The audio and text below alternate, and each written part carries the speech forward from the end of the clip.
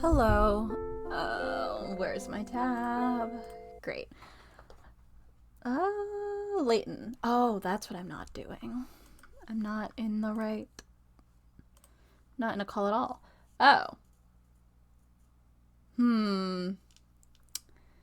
I should probably change that. I thought about it though. I was like, what if I just stay Emma for this?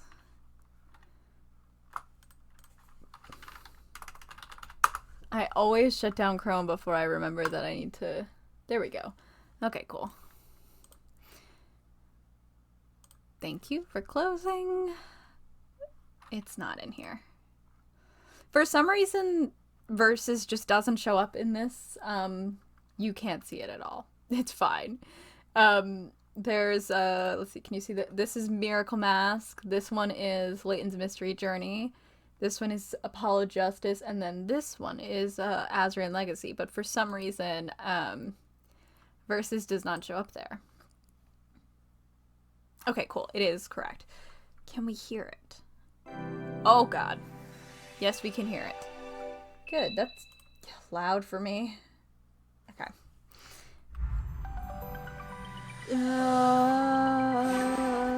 Turn it down. I could not find it. All right. So. Let's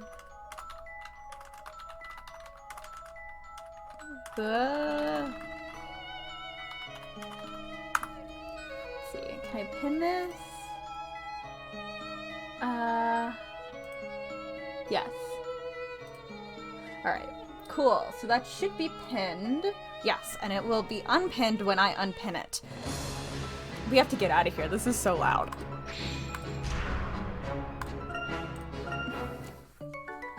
Okay, so I can't remember entirely where this discussion begins tonight, but I know that we're going to get there.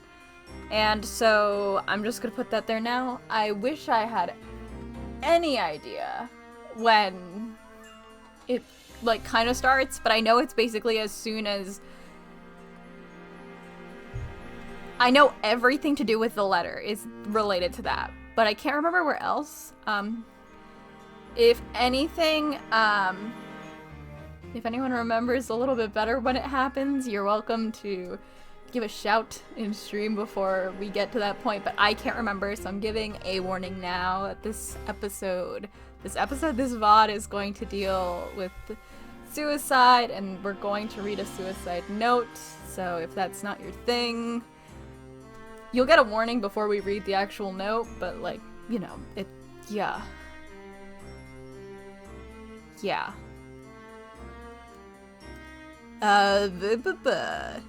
So this is it. I think this is Phoenix? I don't know. Maya's trial. We were finally able to make some headway in this case. Seems like they're trying to accuse her of that other incident too. We're dealing with one tough customer. The real culprit is a witch, that much I'm certain of, but the question is who? I think I know the answer. The butler did it. Jean Grey Earl. If they think I'm going to let them take Maya, they've got another thing coming. Great, thank you, Phoenix. Oh my god, I forgot we were here. Okay. My voices for the other characters are really inconsistent. I'm apologizing for that now, and if it's once again different, I'm sorry. I rode down to the door and saw the alchemist stop in his chair, gave me a jolt. The butler hurried to call the Knights of the Inquisition. He never entered the study. What did I do then? I was asked to keep an eye on things, so I went in to have a bit of a look at everything. Oh, that made me pretty drowsy, so I went and took a little nap on the couch. Like, dude, how long did it take Jean to get someone? Wait, what? Mr. Amir, you said the butler didn't enter the crime scene? Yep, he never set foot in there. The moment he saw Belduke, he told me to stand guard till the Knights of the Inquisition arrived. And then off he went. What a resourceful apprentice that alchemist has, I thought to myself. I have to reread.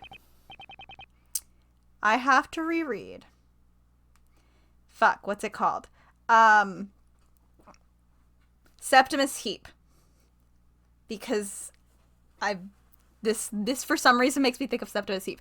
Hello, Hannah. Welcome. Yeah, you're only a little late this time. I don't know if anyone else in here has read Septimus Heap. I actually had the first book, and I read the first book over and over and over again. And then I read sometime in high school, like the first 3 books, maybe? The first 3, maybe 4. Maybe I got partway through 4. There are 7 books.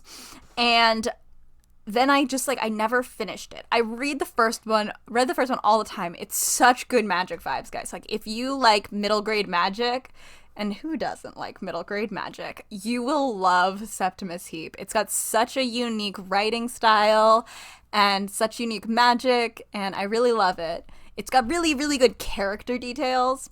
But finally, last year, when I was working at the library, I was listening to like 2 or 3 audiobooks a week because I would drive down and it took 40 minutes and I'd be there for a couple hours and I needed audio or I would go nuts. So I listened to like a few hundred episodes of a podcast and like 45 books. And one of them was the entirety of the Septimus Heap series. And it was really good. Something but nothing of what had happened. Well, it's really good. I'd highly recommend that you read the rest. Mostly because I, all the time, get really, really emotional about Sep and Shenna because they're like twin siblings, but they're not blood related at all. And also they're no longer the same age. And I have this like thing about twins who like something happens and they're no longer the same age. And it fucks me up so bad. And Septimus and Jenna aren't even, like, related by blood. They're twins, but they're not twins. You will only understand this if you've read the book. I hope that helps. Anyway, I guess Barnum is here. Whatever. Definitely go to your local library. Highly recommend. If going in person is not your thing for anyone listening, I highly recommend getting a library card because you can download the Libby app. And I do think that the Libby app has made some changes that I personally don't like because there used to be a really easy way to notify your library, like, I would like this book, and that's not a thing anymore, and it pisses me off. But they do tend to have books, and you could actually recommend through your library directly that you get books, and they have ebooks and audiobooks, and it's very easy. And it's my favorite app, and you should never pay for Audible. You should never pay for Audible. Never pay for Audible. It's so not worth it. 1 credit a month? Who do you take me for? I can listen to 1 book in a day. I don't get this. I don't get this. I don't understand. Don't pay for Audible. No. Yeah. Understandable, Hannah. Completely understandable. I almost feel sorry for you, Blue Knight. After all, your suspect couldn't have tampered with the crime scene. That can't be true. Pause! Reverse it. Not true. My guy literally just said he took a fucking nap. Back it up. Back it up. Defense, please proceed with the interrogation. Yes, Your Honor. My guy literally said he took a nap, and Barnum is like, LOL, your witness, your suspect couldn't have interfered with the crime scene. This guy was asleep. What the fuck are you talking about?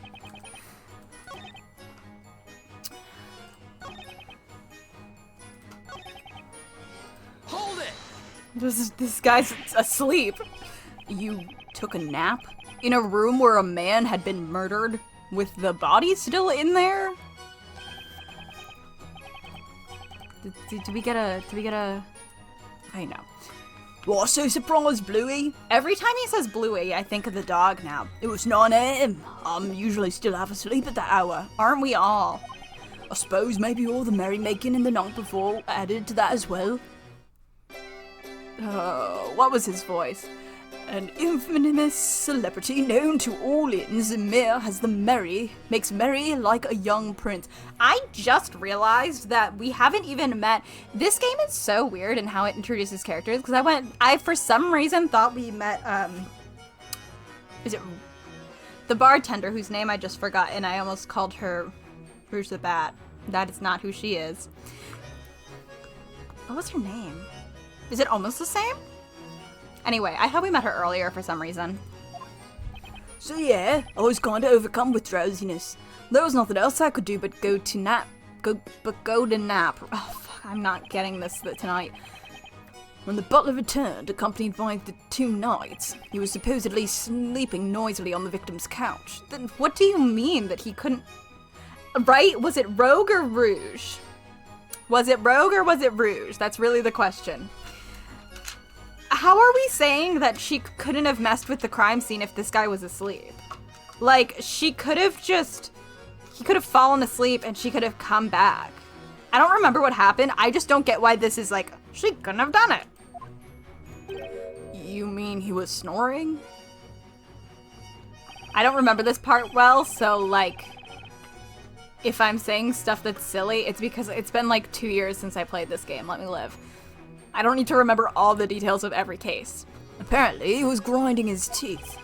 Ugh, I shouldn't have asked. Listen, I do that too. It's not something you can control. Well then, anybody could have tampered with the crime scene when Mr. Mia was asleep, right? That's what I'm saying, Luke. I need a plush Luke. Do you think I can pay someone?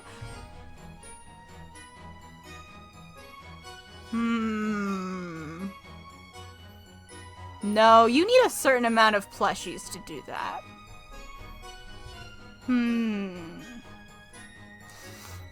That would be hard. Sorry, I was like, I should pay someone to make a plush Luke, and then I was like, I can draw, I can do that myself, but that would be expensive. So maybe, then my mind immediately went, oh, well, I can just see if anyone else wants one. I can try to do like one of those pre-order things that everyone else does. And then I was like, but then people would want me to do Layton, but the hat is hard. So now my brain is like, plushies? Which is not the focus. I would be out here making 5 plushies because I would just be like, all right, we need a Luke, we need a Professor, we need an Emmy, we need a Flora, we need a Des. Like, we can't be doing that. We can't be doing that. We could be doing that, but we can't be doing that. That's a lot of work. But we could be doing that, but we can't be doing that. I will not be researching this, except I may be. Hello, Samaranth, welcome. Pause everything. I think I've seen him like once or twice. I think he only existed in the smaller version of I think it's the same line that the 2 Laytons I've got are. There are a few. They are kind of doofy looking, and I haven't seen them anywhere like actually available for purchase. Some of them look doofy as hell. Others look slightly better. I don't know where the one that was the same run, he was 8 inches. Yeah, they have like a little, here, I'll add him to my wall. How about that? No, I'm not gonna join Pinterest right now. Wow, this music went down to 85%. That was brutal. That was rough. It's still pretty slow. Well, it's a plush family and there's duplicates, but you know. Oh god, they're huge. They've also got a little watermark, but it's fine. They're gonna be little anyway.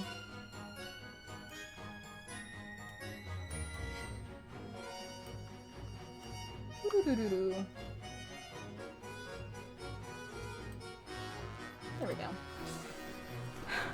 Yeah, so I have, if anyone is curious, I have the big Layton and the medium Layton. I do not have the small one, and I have neither Luke. But those are the only, I think those are the main official plushies that you can get nowhere. Occasionally, the mini Layton pops up. The mini Layton, I believe, has actually got like a Catriel tag on it. I don't know about the mini Luke though. Or maybe that's a different, maybe there's 2 mini Laytons? I don't know. They all look the same because it's Layton. Good catch. Nope. That was Phoenix. Layton is gold. I'm thinking too much about the professor. We have to focus on the lawyer for a second. Wrong guy. Wrong guy. Anyway, I barely got a wink of sleep when those nights arrived. And me teeth grinding has sort of a paralysing effect on people, so I've been told. So even if someone had come in, I would think they'd been Able to do much? You're overestimating. right. Come on, Phoenix, we gotta do this. Grey Alden set foot in the study. But then, that would mean it wasn't feasible for her to have tampered with the evidence at the crime scene. If that's the case, I guess we'd better look at other possibilities. Right, Mr. Wright? Yeah. Unfortunately, it all hinges on Amir's testimony. But who knows what that guy might say next? I'd better treat him with extra care. Cross-examining him is like walking through a field of landmines. He just might be more dangerous than Barnum. Let's gently press him into giving us some more information. I'll be as gentle as a lamb to make sure I don't get his goat. Okay, thanks, Phoenix. Alright, let's press everything now then. Hold it! Before you smashed the door, did you check that it was really locked? Course I did. We tried to get it open without resorting to brute force, but it wouldn't budge. So I went to fetch me lovely little axe. His wooden enemy stood tall and still, yet a mare sprang forth. It was overkill. Did you think I lied about the door being locked? No, of course not. Boy, she's so sharp she might cut herself. Or me, most likely. So then I went inside. The alchemist was slumped in his chair. While we're at it, allow me to confirm something. When you entered the room, did the victim look the way he does in this sketch? Yep, that's it. Spot on. Not so drawn too. You know, at first I didn't know if he was really dead. He looked like he'd just passed out or something, tired from research. Hang on! Hang on! Ms. Grail, may I ask you something? Yes, what is it? What do you think about Mr. Amir's testimony? There's nothing amiss. However, Mr. Wright, I can tell what you are thinking. You can? Well, let's see if you're right. When he entered the room, Mr. Amir didn't notice that Master Belduke was dead. On the other hand, I ran straight away to call the Knights of the Inquisition. And so, you suspect that I knew beforehand that Master was dead. That's what you're thinking. Your face is like an open book. But isn't that what actually happened? No, I knew something was wrong because the Master had very fine manners and would never sleep in his chair. When I saw him like that, I was struck with a very bad realization. I felt certain that something terrible could have happened. I have heard about you. The word is that you're very collected and perceptive. It would seem to be the case. It would be more appropriate to call her calculating. Somehow I feel you're not paying me enough attention here.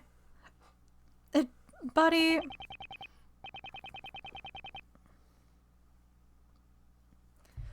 That matters not, witness. Let us proceed with the cross-examination.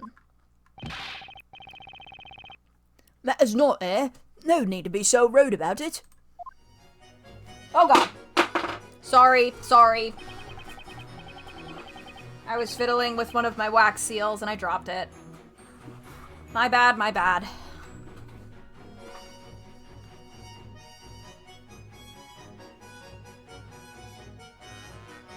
Hold it! Are you sure the butler didn't enter the crime scene? Yeah, like I said, he didn't set foot in that room.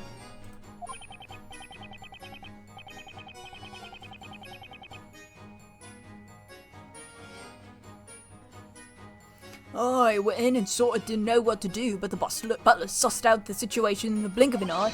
He told me to stand guard, and then he ran out. She went to call the Knights of the Inquisition, is that correct?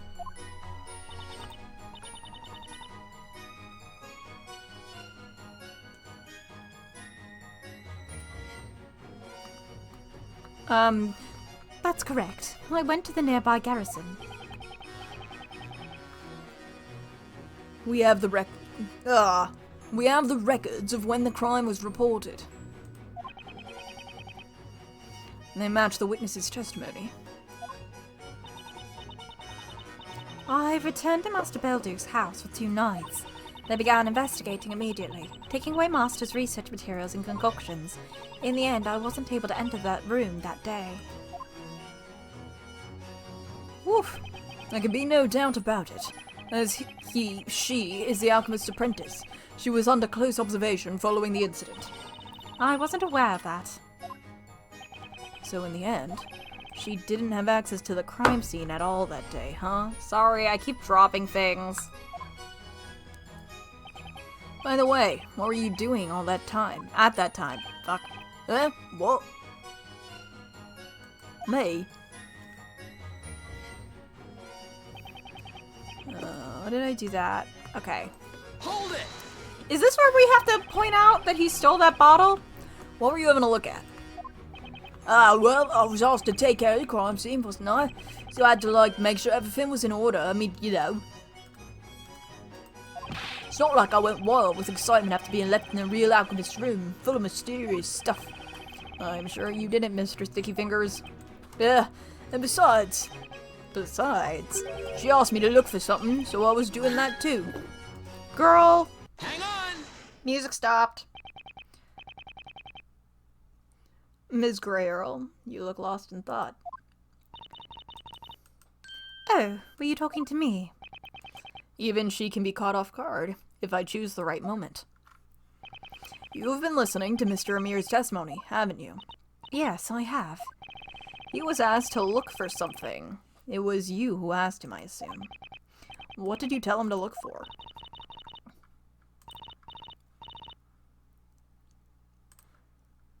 I think you're mistaken. I don't remember making any request of that sort. Huh?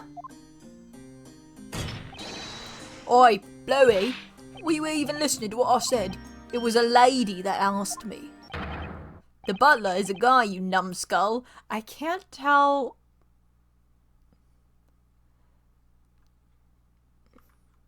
I can't tell what level we're at with this. Is this...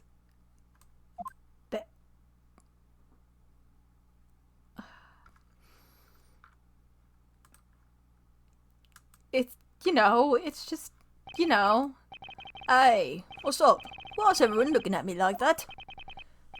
Quite a while ago, we learned that the butler, Jean Grey Earl, is actually a girl.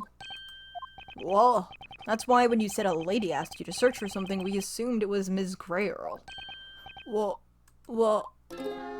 Daydreaming, listening, but not hearing. That look of shock is almost endearing. My God, it's a terrible note. It's just a terrible discordant chord. What? What didn't everyone tell me before? Did you require personal notification? You should have been listening to the trial. Knight of the court squabbling with a witness is most unseemly. What I would like to know now is this. Who was the lady that made the request of a mayor? Oh yeah, that was actually Miss... Oh, I forgot about her. Oh, he's absolutely certainly talking about me. I forgot she was in this one. Oh, and you are? Oh, I'm Letty. Hang on a minute. I'll get down there post-haste. Post-haste. Uh-oh. But, Miss Letty, who are you precisely? Me? Who am I? I'm Letty Mailer. I'm the courier. The courier? You guys couldn't get him to voice this? A courier is a person who collects and delivers letters. Or packages. I know. Thanks anyway, Isabella. I wish you'd stop reading my mind. Misreading my mind. She does, yeah. Hold on, Miss Mailer. Do you mean it was you who irresponsibly made such a request to that troublemaker? Sorry, I'm eating a cookie. Me? Maybe. Yeah, I guess so. I asked him to help me find something. Outrageous. Why was I not informed of this? I guess no one told you. Maybe because you didn't ask. Yeah, why is only half of this interaction voice? It feels like they cut it off at a weird part. Ugh. Barnum's out here making noises. Ah, fuck. I thought it was gonna be voiced.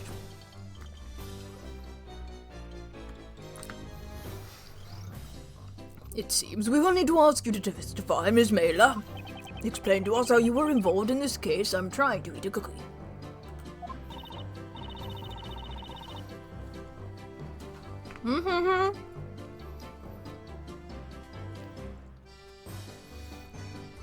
Frankly, I wouldn't say I was involved in anything. Now I'm in a tight spot. I bet it's because that guy said something weird about me. Ease up on me, lady. Like the saying goes, if I'm going down, I'm taking you with me. Beats being in a pickle all on your own, eh? Me too.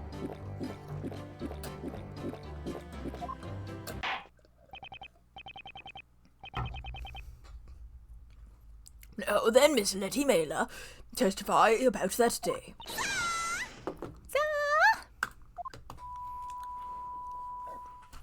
That voice could make windows shatter. It's really not that bad.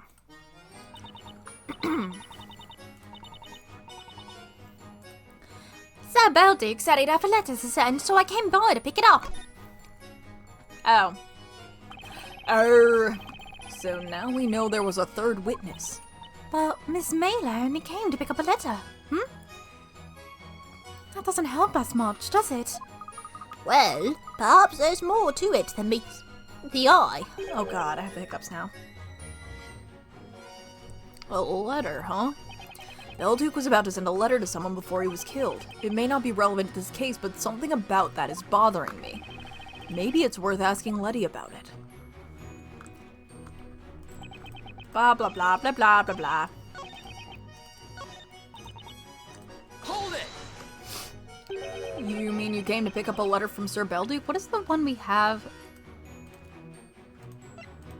Letter from Belduke to... Okay, got it.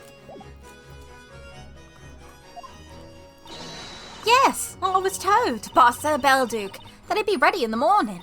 What's more, he said it was extremely important. I felt a sense of duty surging within me. Hang on! Hang on! Can you... Hey, game speed, can you focus? Ms. Grey Earl, I have a question. Yes, what is it? Did anything catch your attention during Ms. Mailer's statement? Woof, we are chugging. Nothing in particular, at any rate, to begin with. I was not aware of the fact that the courier visited us that day. Ah, that's right. You weren't there when I arrived. Once I found the letter, I left immediately.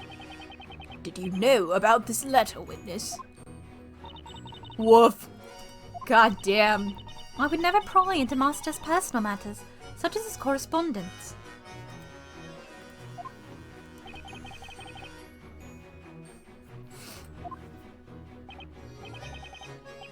Well, that should certainly conclude the testimony.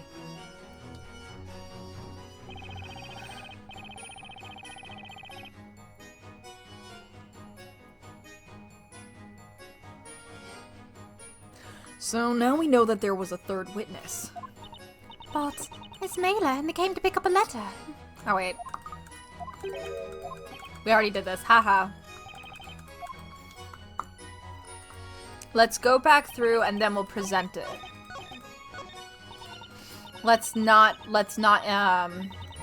it! ask, Grey Earl what's up.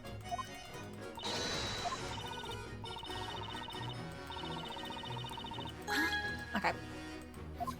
And so you visited Sir Belduke's dwelling the morning after he was murdered. I got a start when I arrived. The door was smashed in and that man was walking around with an axe, rummaging about. As for Sir Belduke, he was slumped in his chair, and the butler was nowhere to be found. That brute's gone too far, I thought to myself. You can see why, right? Of course. Naturally. In your place, I'd have thought so myself.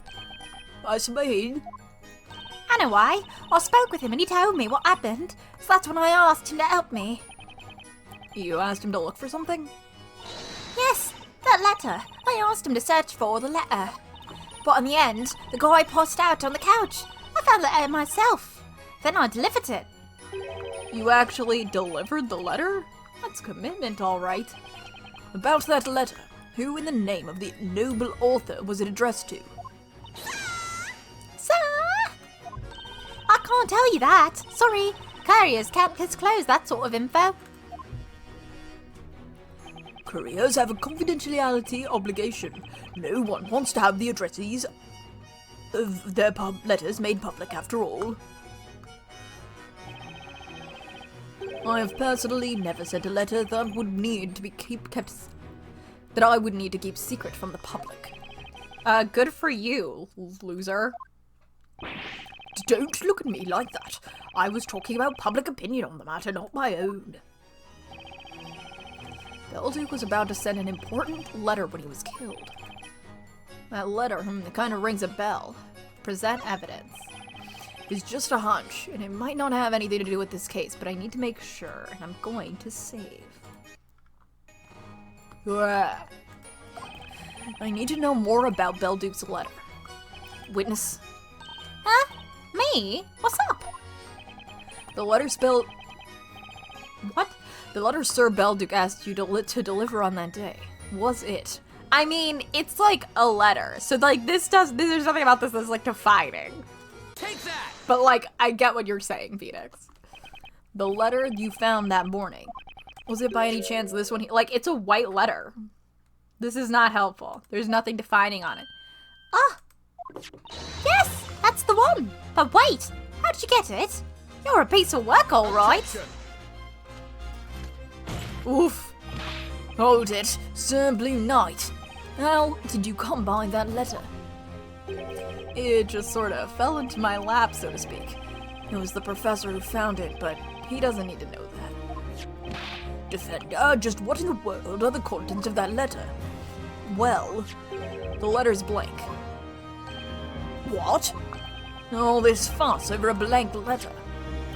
As you can see, there are some sheets of parchment inside the envelope. Indeed, and there's not a trace of ink on them. What is the meaning of this? Don't forget that Sir Belduke was an alchemist. He may have used some kind of invisible ink to write that letter. Isn't it just can't you just use like lemon juice? Indeed, that would make sense. About that, it doesn't make sense to me. What? Ms. Mailer? Whoa, come on, game. I have so little running right now. You can't be struggling this hard. The thing is, when I saw that letter, all the pages were full of writing. So, you know. Objection! Hold it, witness. You saw the contents of Sir Belduke's letter. I didn't read it. It's just that, you see. Witness, this is an important matter. You will need to testify about it. Tell us what you know about this letter. Oh, gross. I have student loan payment coming up. Nasty. That night, probably about 1 a.m., I made a delivery to Sir Belduke. He was writing a letter at the time. It'll be ready soon, so I can pick it up tomorrow morning. That's what he said. I left his study and wished the butler a good night. Then I went home. I went there again the next morning. As promised, Sir Belduke was... well, anyway, I looked for the letter. Then that guy went out like a light on the couch. I got a little scared, so I left as soon as I found the letter. I see. So you witnessed the victim write the letter? I wouldn't say witness. That sounds so legal. The sheets of parchment were on his desk, though. Saw that. And they were covered in writing, margin to margin. But you don't know what the letter was about. Sir, telling you would be a breach of our privacy policy. I can't reveal its contents or who it was addressed to. Oh, of course. I understand. Frankly, I didn't get close enough. To Sir Belduke's desk, I mean, so I couldn't make out what he was writing. In any case, where did you find the letter the morning after the victim was found dead? On a shelf, next to his desk, in a small letterbox. Ah, yes, right there, next to his head. I was a teeny little bit scared, though. Something coming so close to a dead man. So that's where she took the letter from. It was right next to the corpse, huh? Now that the circumstances are clear, we shall proceed to the cross-examination. Okay. I'm trying to remember what happened here. Sure, I'll big letter. Hold it! That's pretty late to be making a delivery. Look, he's an alchemist. He gets loads of strange packages. That's why he'd often order various implements from the glass craftsman or have someone gather wild herbs for him. He usually carried out his experiments at night. So yeah, he often needed items delivered in the middle of the night. Girl, were you getting paid for this? Did Sir Belduke seem at all different than normal when you saw him that night? Different? Let me think. Actually, yes. I think it was about 3 days before Sir Belduke's death, I mean. That lightning strike. Yeah. Hang on! Hang on. Excuse me, Ms. Grayrol. Oh, what? What is it? Hello? Did anything in Ms. Mailer's statement catch your attention? Well, just the lightning strike. Master Belduke did certainly change following that event. I wonder why it affected him so much. An alchemist and the sudden appearance of an old bell tower. Could there be some sort of a connection between them? You have no fucking idea, buddy. Could there be? Shit. Anyway, it looks like Grayrol is as much in the dark about this as I am. By the way, that strange lightning strike was not the result of witchcraft. I see. Well then, let us carry on. It isn't? Oh, okay. Hold it! We're just gonna press all these because I don't remember this part. You saw the letter he was writing. I told you before. There were sheets of parchment when writing on them on this desk. I had a very quick look. There were so many sheets, the letter must have been very long.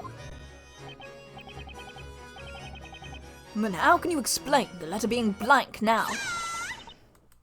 That's just it. That's what I'd like to know as well. I wish I had some earplugs. Could be nice.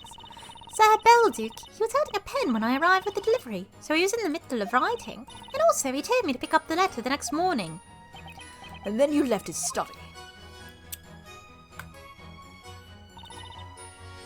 Hold it! Wait a minute. When you say the butler, you mean... Miss Grayle, of course. She was in the corridor, carrying a tray. Hang on! Music stop.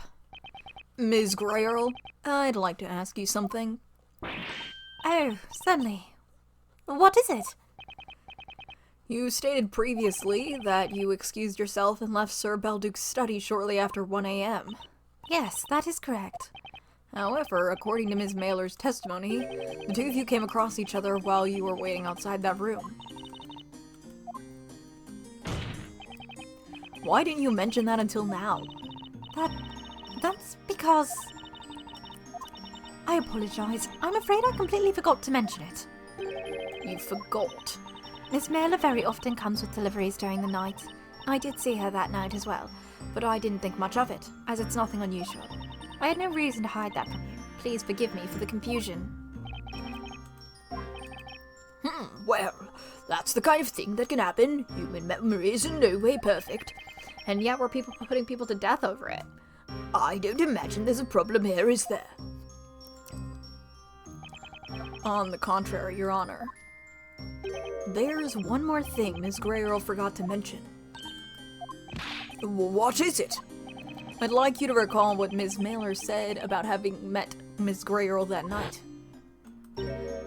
She was in the corridor carrying a tray. Well, Ms. Grayrol, apparently you were carrying a tray at the time. What do you have to say about that? Jean Grayrol, I believe you should add that to your testimony. As you wish, my lord. It's unlikely she really forgot about it. The fact she tried to hide it must mean something. Also, hello, Nate. Welcome, welcome. Miss Mailer left just as I was bringing Master his usual drink. Hold it! What do you mean by usual drink? When Master's experiments continued into late hours, he would always have some juice to ward off his sleepiness. Yeah, okay. What kind of juice? Tomato juice. Hang on! Excuse me, mister. Mister. Blah! I'll know nothing about it. Nothing. Nothing at all. You're so sick of your shit, Amir.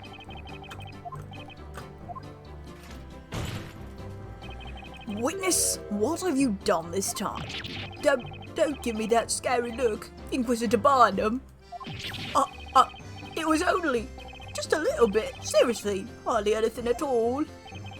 What are you talking about? What do you think I'm talking about? The juice. The tomato juice, of course. The tomato juice. Oh shit, one of the games that I wishlist is 25% off. Hell yeah. It's the mystery game from the 50s that I was thinking about playing. I should buy that. Oh, you didn't. Surely even you wouldn't. Well, like I told you before, I think I sort of overdid it the previous night. When I woke up, my head was pounding. That's why I went to see the alchemist. Well, you know what happened. And when I was left alone in the alchemist's study, it kinda caught me eye. The bottle, the tomato juice. I thought it might make the headache go away, you know. So you drank it? The juice found at the crime scene? Well, why shouldn't I? It's a drink, isn't it? What else do you do with a drink? You drink it, right? Uh-oh.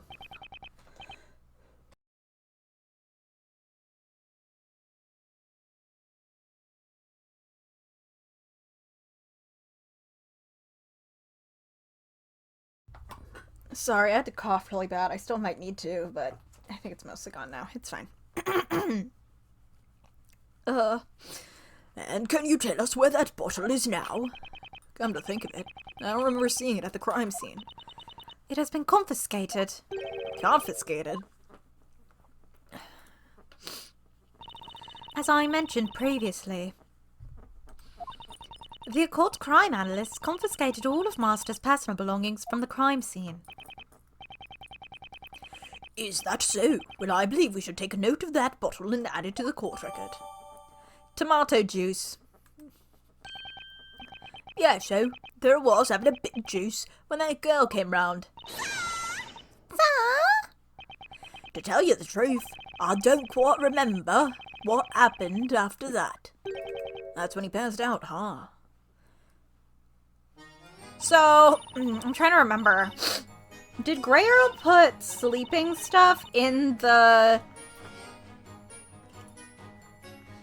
I think it was something... I'm trying to remember exactly what happened. Like, I think Grey Earl put sleeping stuff in the juice and read the letter and assumed that it was... that he was going to reveal that she was a witch. So she killed him, if I remember right. But I don't remember how we get there. I don't remember how we get there.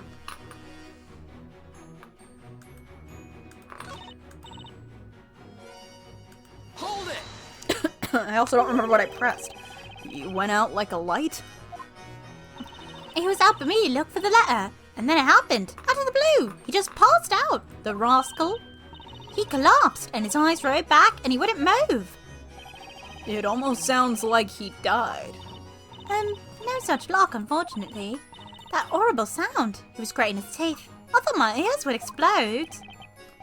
Yep. Not sure what came over me. Never happened to me before sleeping like that. You know, I didn't just fall asleep, more like I sort of blacked out, I guess. No idea why.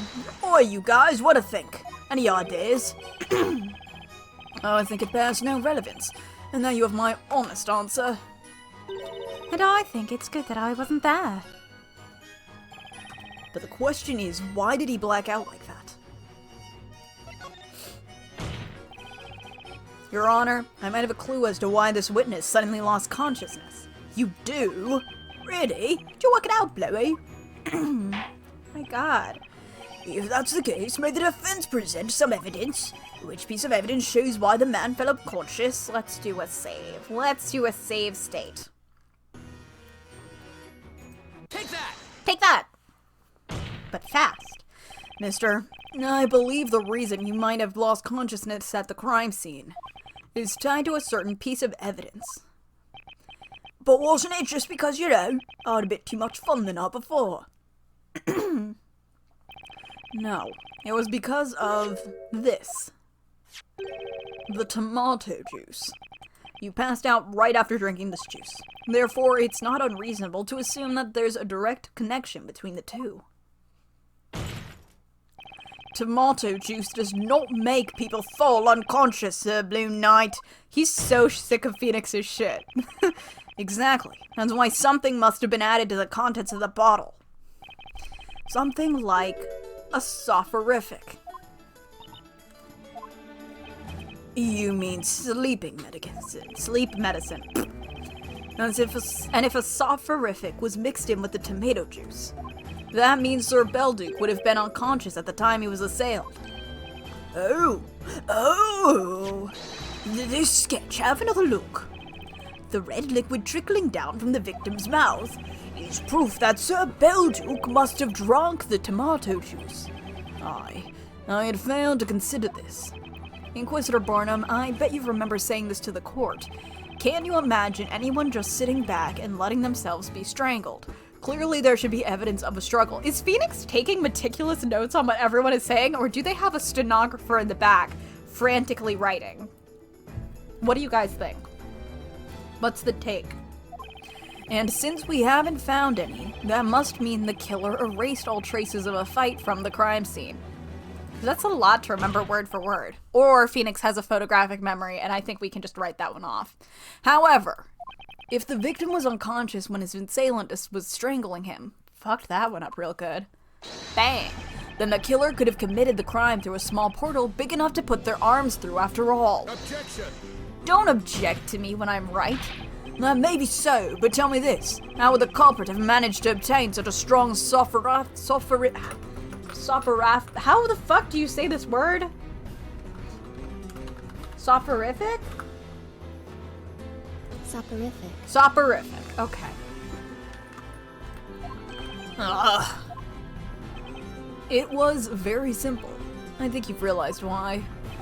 From the alchemist. That's right. An alchemist would no doubt have a wide array of various medicaments in their possessions. Every time I see that word, I mess it up. And an apprentice would have little trouble stealing some of them from their study. Isn't that right, Ms. Grey Earl?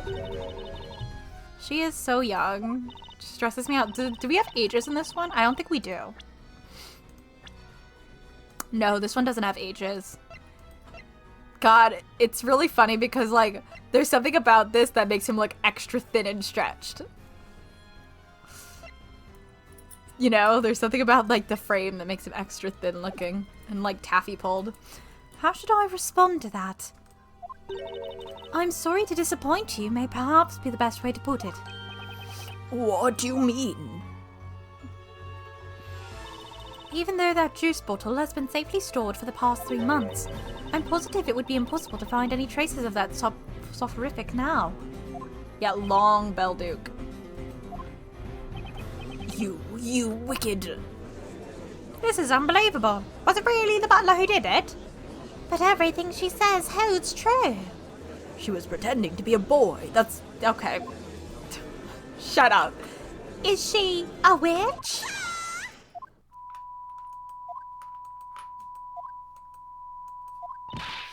Hold on, everyone. The butler couldn't have been done that to Sir Belduke. They would never. I clicked too fast and didn't see the rest of it. Sorry. Please, let us testify just one more time. Sorry, I have to scrape up some wax on my desk from a candle. It's bothering me. Sometimes a tiny bit of wax from my tea candles for wax seals gets on the desk and it drives me nuts. And I can't think of anything safe to put under them because, you know, they're candles. Maybe a plate. Maybe I should use a plate. You know what's good when everyone's like, please let me testify to save them. Miss Grey Earl, let's tell them. Let's prove they're wrong. They have no idea how much you've done for Sir Belduke. Miss Mailer. Very well. I shall grant your request. Testify about the relationship between Miss Greyle and Sir Belduke.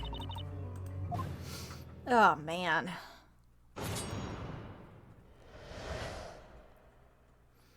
The alchemist and his butler. Master took me in, a complete stranger. I will forever be indebted to him.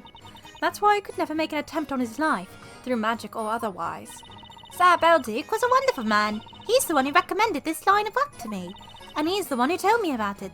The confidentiality obligation, I mean. I've never once broken it. It's true that Sir Belduke evoked fear due to his being an alchemist. However, he was also a man of admirable character, who supported the townspeople through his research. Why would anyone want to kill such a man? This question keeps haunting me, however much I think about it. Which is no reason behind their evil. That is what makes them witches. Okay.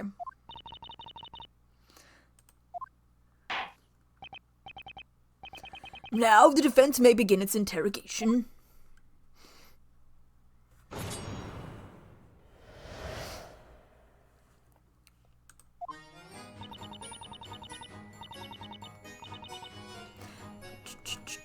Hold it!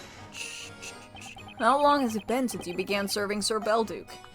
I suppose it would be 5 years now. God. Does anyone remember what we think her timeline is?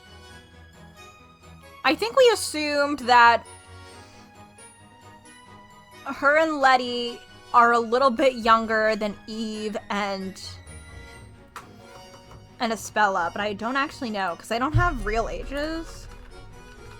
Also, thank you, Nate.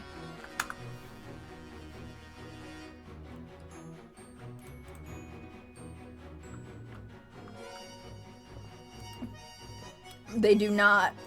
But she is short as hell. She's 5'1". No, they like look younger.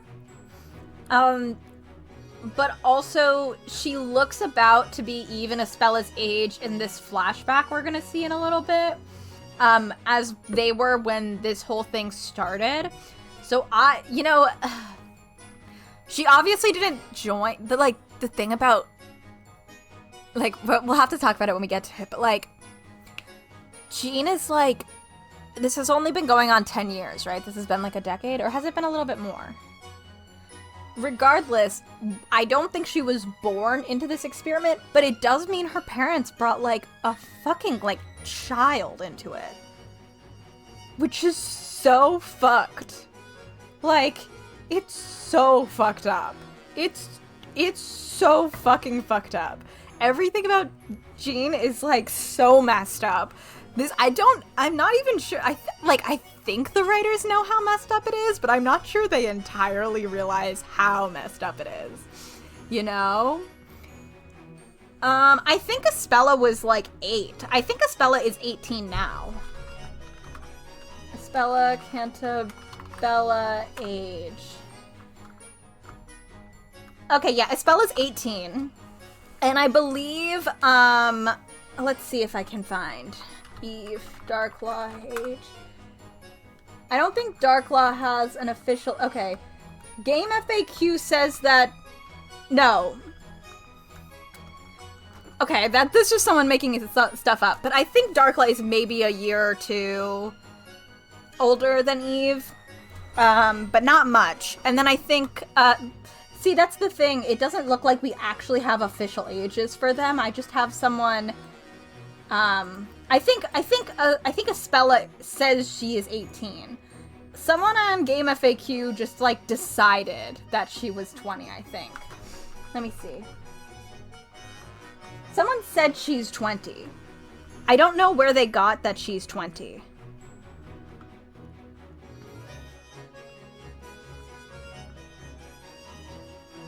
Yeah. But if I kind of imagine Greyle and co to be 16, 17-ish. But that still means that they if I think 16, that still feels a little off just because I'm saying 16 because she's like an apprentice, but then all of that would have happened when she was 11, and that she in flashbacks looks too young. Either way, there's no way she was older than like 7 or 6 when her parents brought her into this. Under no circumstances should anyone have been allowing minors in there, let alone like 6-year-olds. What the fuck? Like, I guess it's one thing if people start having children in your fucking science experiment. It's another to bring a 6-year-old in. Congratulations that you want to erase your memory and live in like a Renaissance fair for some little fun ethical experiment, and you think this is fine. Do not bring your child. Do not bring your child. Find someone else to raise this child. Don't bring your child to permanent medieval times with amnesia. Hello? Don't do that. Don't do that. What the fuck? What the fuck? I feel so bad for her every day. Oh my god. Before that, I'd lost everything. I had nothing and nobody left in this world. Oh, Jean. You lost everything? Yeah, literally. That's when Master Belduke helped me. He kindly took me in and gave me work. What did she go through before she started working for Belduke? Later, when I was helping Master with his research, he even taught me how to read and write. Is someone teaching these people how to write? Because, like, Barnum I kind of have the same thing with, where, like, I assume he's, like, Phoenix's age, but then well, I guess that could just be memories. His fake memories involve school, which is such a weird thing for them to add. I guess they could have just been like, you were in her class, figure it out yourself, and I'll have to let that go, because otherwise I'm gonna start, like, thinking about the education system in Labyrinthia too much, and that's not where we need to be. I was able to live comfortably for so long, all because of Master. Everything about this is fucked. How could the British government let this happen? The British government, which is just, they're so good at everything. How could they let this happen? I don't know much about Grey Earl, but she doesn't seem like the type to kill someone she owes so much to. Everyone in this town knows how you serve Sir Belduke. Now you may continue your testimony. That's why I could never make it attempt as Hold it! magic. You're claiming you had no reason to kill Sir Belduke. Yes, you can ask whomever you wish, and I'm sure they will say the same. That is so. It's widely known that Jean Grey Earl was devoted to serving Sir Belduke. It's difficult to imagine that she could brutally murder her respected master. Indeed, I am of the same opinion. I have visited Sir Belduke on several occasions to inquire about this piece of evidence or that, and I must say I felt there was a strong bond of trust between him and Miss Grey Earl. Do you think you can come up with a still blah blah blah blah blah? Do you still think you can come up with a motive? A motive? Jean Grey Earl's motive for murder. Grey Earl risked a lot to conjure up a small portal in the wall, and then she killed Belduke. But what motive did she have?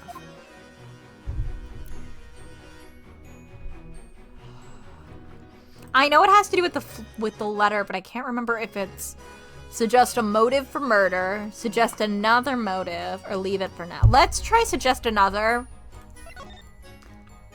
I understand the defense will provide evidence, blah blah blah, evidence to indicate Jean Grey Earl's motive for murder. Oh, for putting him to sleep. No. Wait, what? What's this about, Sampling Night? Sir Belduke's life was taken that day. That's a fact. However, was this actually the culprit's true objective? Objection! What? This nonsense! Sir Belduke was murdered. What other possible reason could there be for someone besides someone wanting him dead? I'm fairly positive this piece of evidence will lead us to the culprit's real motive. Very well. Defense present evidence to indicate Jean Grey's motive for committing the crime. I do think it's the letter. Take that! Fuck yes. Ms. Greyerl had no reason for wanting to kill Sir Belduke. However, there was another incident that night which is related to this case. And I have an idea what it was. Stop wasting our time. Just tell us. Another incident.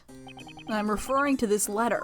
Sir Belduke wrote a letter shortly before his death, yet all we have here are some blank pieces of parchment. Fascinating. Are you saying maybe a witch used some kind of ink-removing magic on that letter, Mr. Wright? No, the spell used by the witch was, of course, Godor. Let's go over the state of the crime scene one more time. As we know from Ms. Mailer's testimony, the letter was in a letterbox next to the victim's head. Ah, yes, it's in the sketch as well. The letterbox on the far side of the shelf. The point of note is the location of the letterbox. Unbelievable.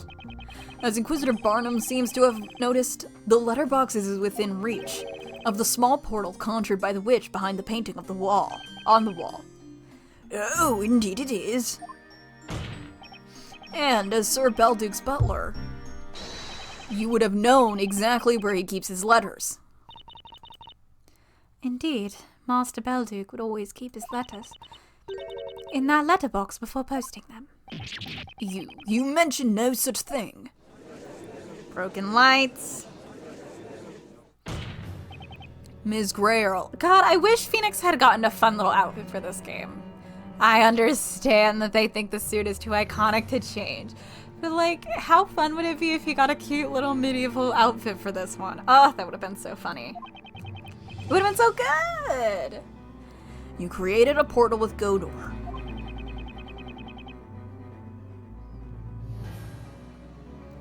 Not with the intention of killing Sir Belduke. You were after this letter, weren't you?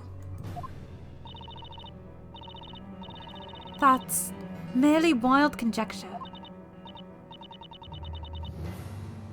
I didn't even know about that letter at the time.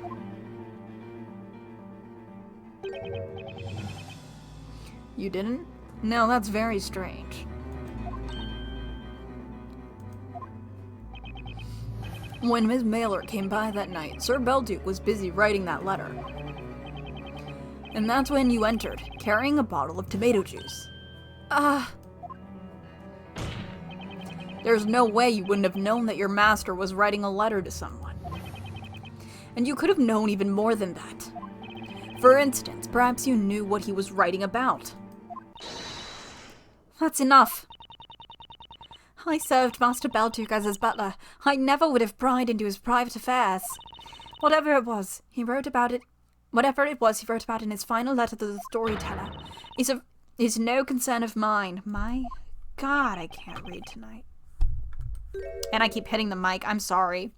Your Honor? Yes, defense. I'd like Ms. Greyerl's last statement to be added to her testimony. Any objections, Inquisitor Barnum? No, my lord. Very well. Witnesses include what you just told us in your testimony. As you wish, my lord.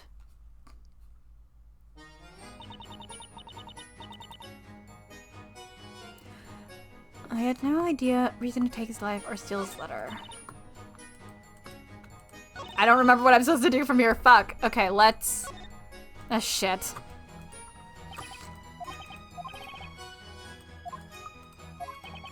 So one way to find out and you get Grail to admit she got a hold of the letter.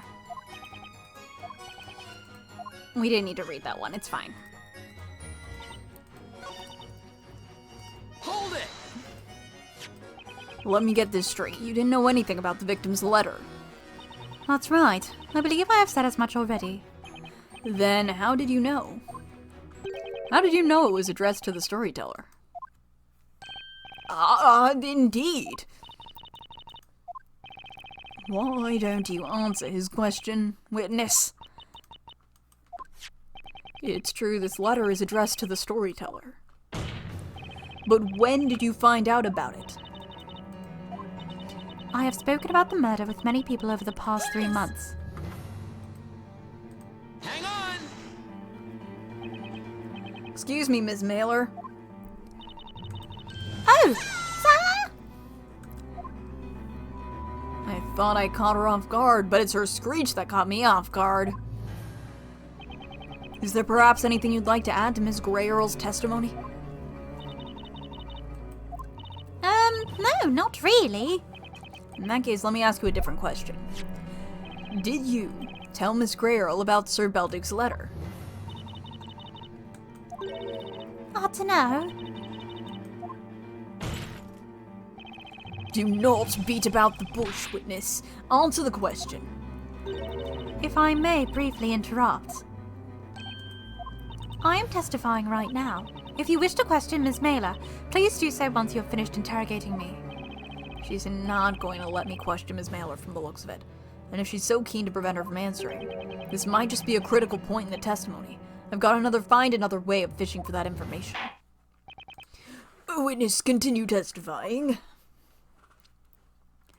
Okay, let's press her. Hold it! The confidentiality obligation is a rule held among couriers, is that right? Yes! A courier must not disclose the contents of a letter, nor the names nor the addresses of its sender and recipient. But I'll tell you confidentially that, I love gossiping, bad-mouthing people especially.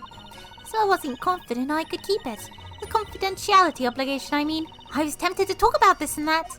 Phoenix is like, I get it.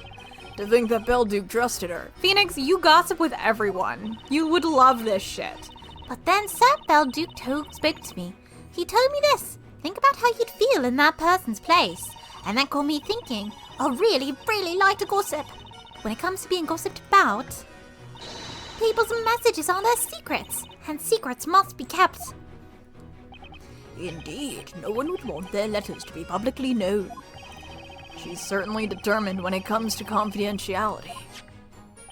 That's why she doesn't want to disclose the addressee of Belduke's letter. I'm not going to get it out of her.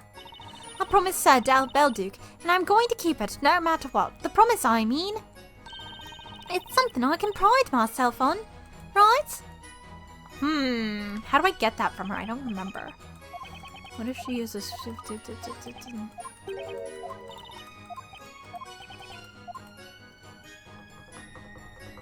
Oh, I don't remember.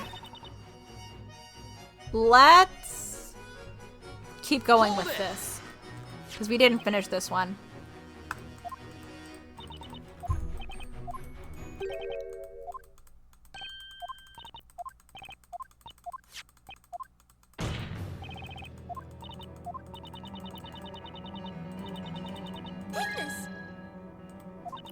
Everyone has been very kind to me. They've also told me all sorts of things. I must have heard about it from someone at some point. Well, the accident was certainly much talked about. Would you not agree, defense? Does her testimony hold together? Shit.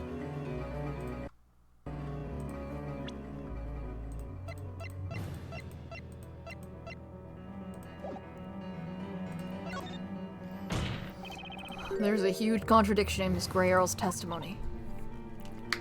I can't remember this part. I'm so sorry. You are becoming very predictable, Sir Blue Knight. If there's a contradiction, I hope you have evidence to prove it. Here's my chance. There's only one way to expose this contradiction. Ah, fuck. Shit.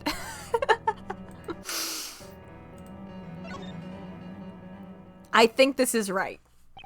The defense has no intention of presenting evidence. What? The proof that there is a contradiction cannot be found in the court record. You're welcome. What is the meaning of this, Mr. Wright? The professor pointed it out to me in the previous witch trial. In this court, an attorney's arsenal isn't limited to the court record.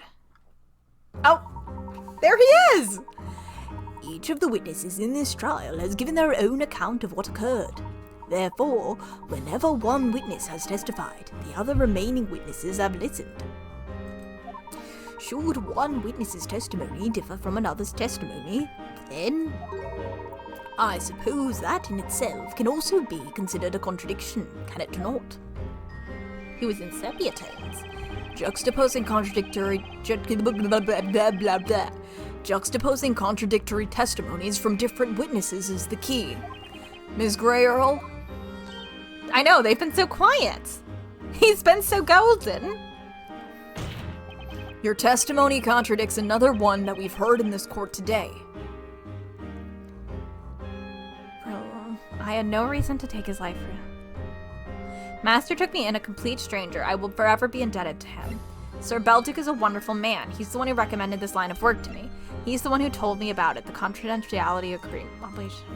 Objection! Oh, I forgot this! Help! Ah! Okay, I knew they turned him.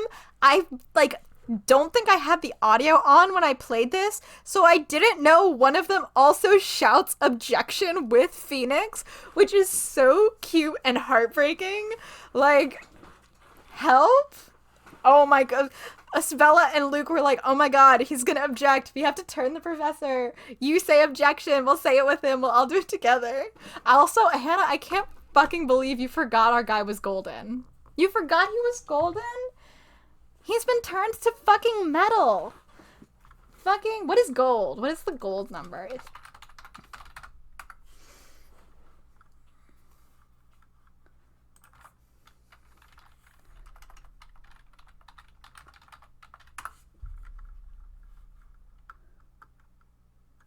$79. He's 79 awe right now. And you forgot. You forgot he was full metaled. It was a single word that gave you away, Ms. Grey Earl. 79. Not 26. Yeah, call that a Layton AU. So true. Oh my god, you're so right. Call that a Layton AU. 26 is iron. 26 is iron, Hannah. Well, what do you mean by that? The name of the recipient. There were only a few people who knew the intended recipient of that letter. 4 people, to be precise. Only 4 people? First was Sir Belduc, the author of the letter. Then there was Ms. Mailer, who delivered it. And of course the storyteller, its recipient. As well as one more person.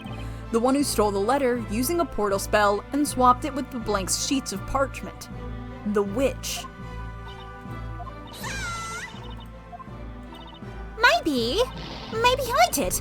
Maybe I spilled the beans. About the letter, I mean. Maybe I told the butler. You did what?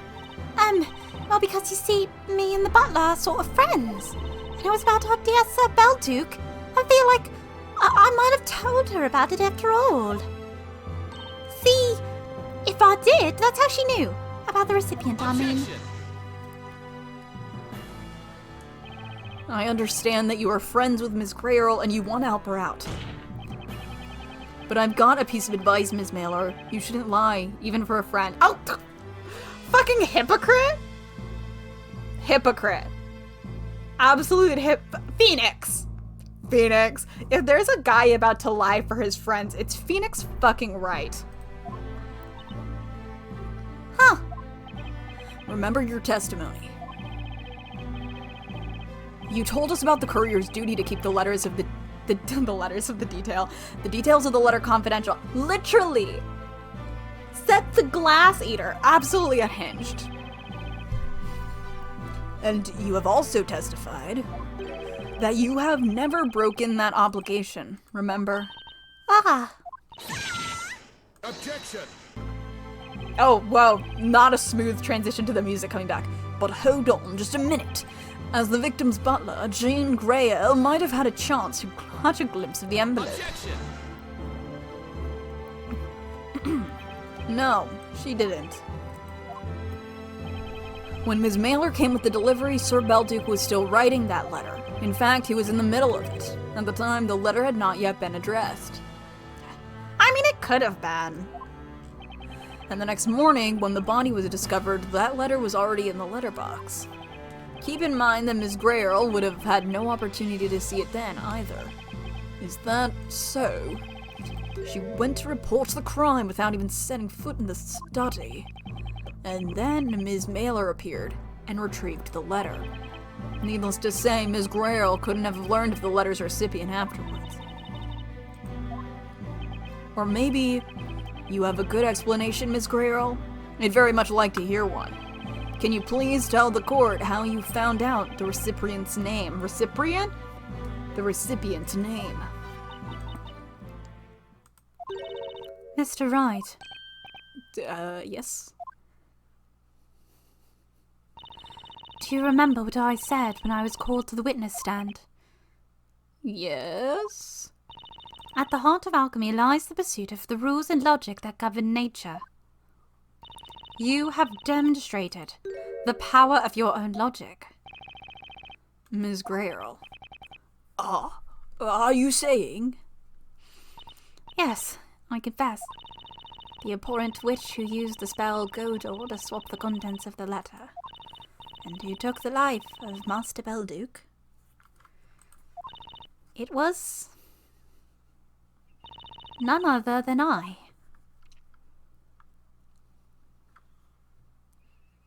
We're just gonna silently flash between some guys for a second.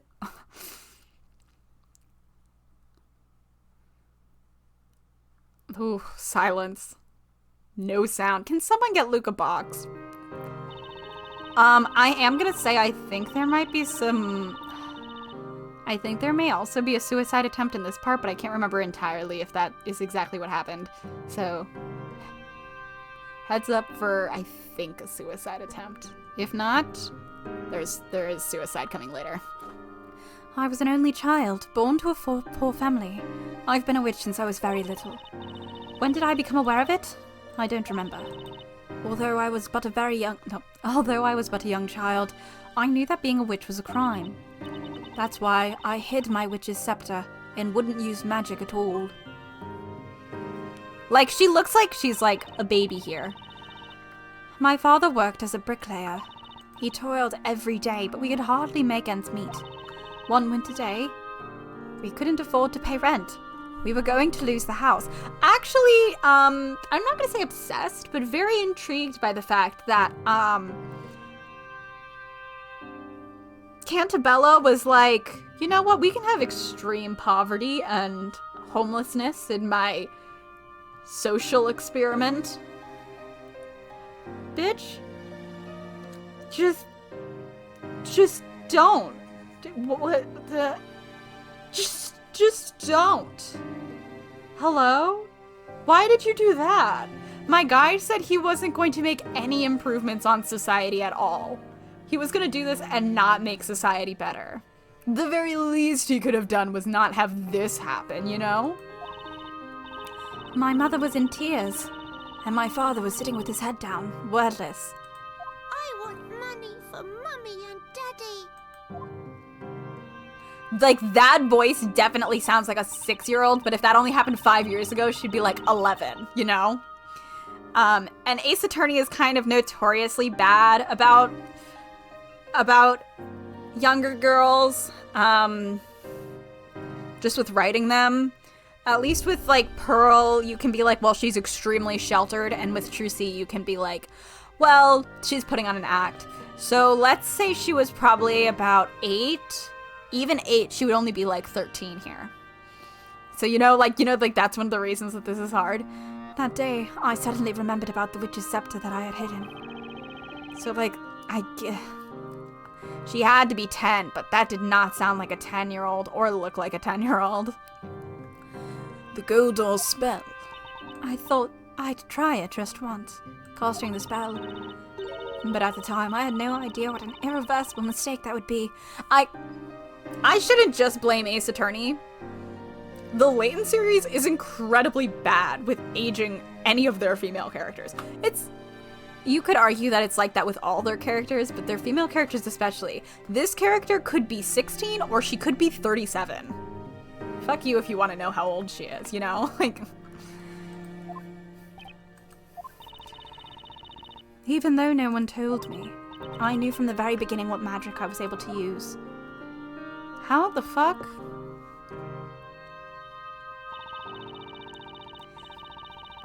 What should I turn into gold? I was thinking about it really hard, the little girl that I was. Yeah, let's say 10 or 11. Something that wouldn't stand out, that could be taken for a work of art. Then I decided. I chose a pretty leaf that had fallen into our garden. Yeah, Arthur said, what if I made society worse, actually? But it wasn't the right thing to do after all. I was terribly punished for using magic. Even just the once. Punished? In what way were you punished? I placed the leaf down in the back garden and cast the spell. But then, Margaret suddenly walked in front of me. Margaret? My closest childhood friend. Margaret, right before my eyes, she was turned gold. These shades were really like, let's traumatize a child. A child faced with poverty and homelessness. What if we traumatized her a little bit? Wouldn't that be so funny? Wouldn't that be so funny and stellar and smart of us to do in this experiment? Wouldn't that be great? Oh dear me. I screamed and cried. But I couldn't ask anyone for help. The shades could have just taken the leaf. You're right. The shades had already made the gold sheep and they were like, shit, we gotta just, like, we have to use this. If anyone had seen it, they would have known it was the work of magic. And I knew Margaret wasn't coming back. That's terrible. Then my mother and father's faces flashed before my eyes. We may have been very poor, but we were always happy together. Had I been captured as a witch, I feared my parents probably wouldn't be safe either. And they would have put to death like a 10-year-old. Like, Jesus Christ. That thought tormented me more than anything, and so I made the decision. Oh, yep. Yep. Warning. I decided to end my own life. I am gonna say that she is gonna tell us how she tried to kill herself, so heads up, that's happening right now if you need to go for a little bit.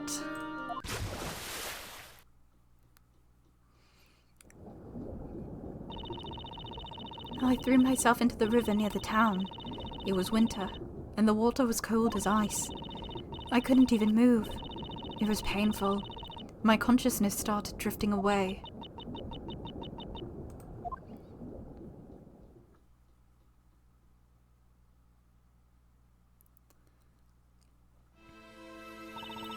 The next thing I knew, I was in Master Belduke's residence. He risked his own life jumping into the freezing river to save me. I burst into tears and told him everything. I didn't want to go back home. I would only end up causing my parents grief. Master Belduke listened to me without interrupting, and then he told me this. You can stay here, but from now on, you must live as a boy. Like, okay. I don't know how to say this. She has teal hair, and there only seems to be like 100 even seems like too many. It's a small fucking town. Wouldn't it be noticeable if... Would they not have noticed? He's like the only alchemist in town. How did they not notice? Did her parents die at some... Like, you know what I mean? I just, you know, like...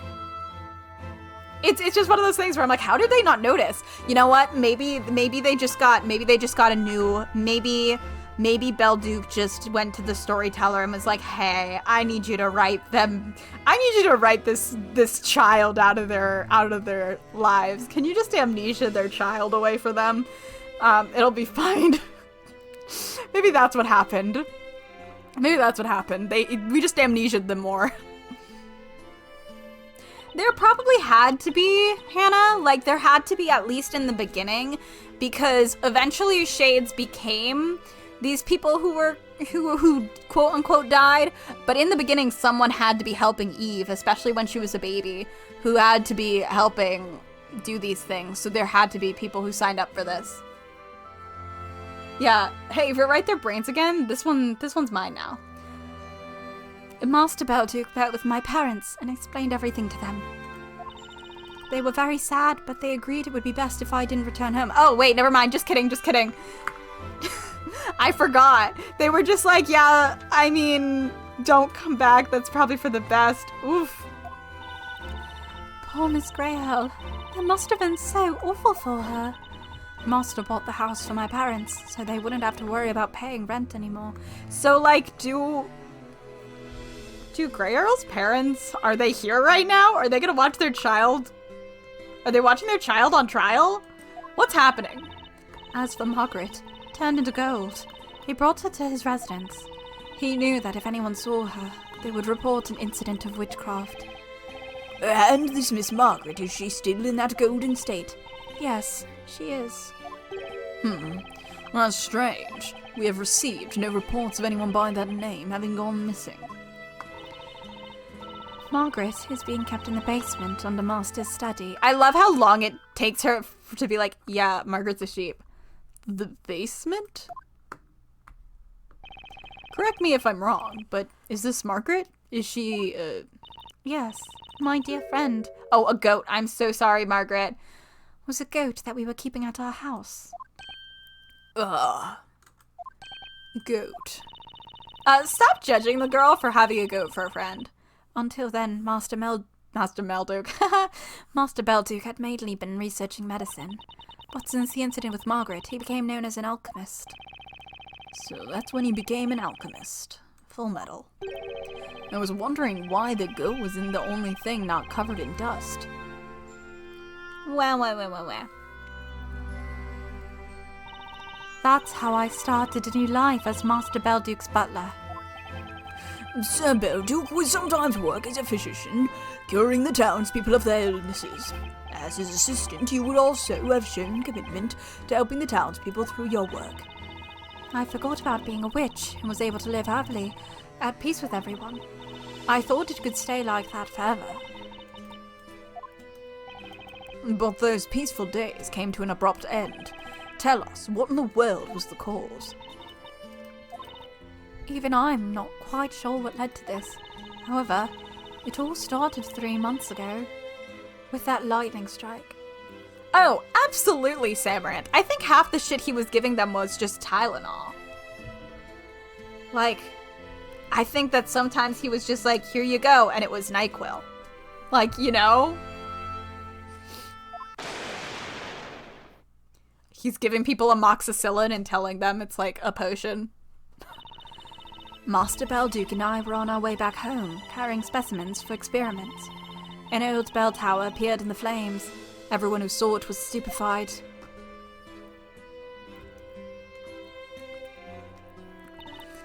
But the expression on Master Belduke's face was unlike anything I'd ever seen before. What do you mean? His face went pale and twisted in sheer terror. He was shaking violently. It wasn't just astonishment at an unusual phenomenon. It seemed as if he was afraid of something more concrete, or perhaps he was having a PTSD episode. Surely it couldn't be the trauma. Perhaps Sir Belduke saw something that others couldn't. He cancelled his experiments for that night and began writing a letter for someone. A letter? I found out about it when I brought him his bottle of tomato juice.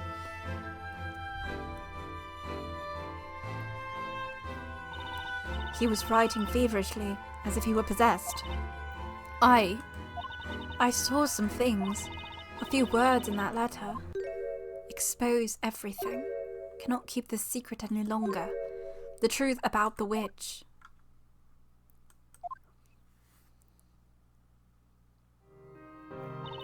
Master Belduke was going to confess that I was a witch.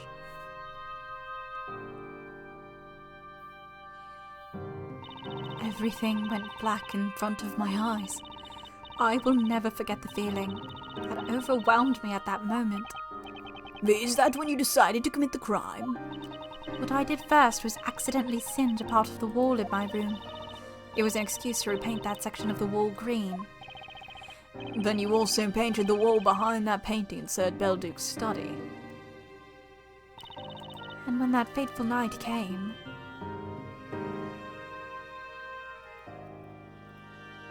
I used a syringe to inject a soporific through the cork and into the bottle of the tomato juice.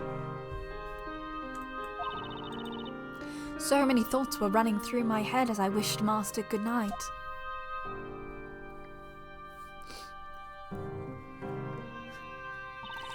I opened the portal behind him. He was right there, in front of me, asleep. I reached for the letter in the letterbox, taking care not to wake him. And then I happened to notice the name on the envelope. Storyteller.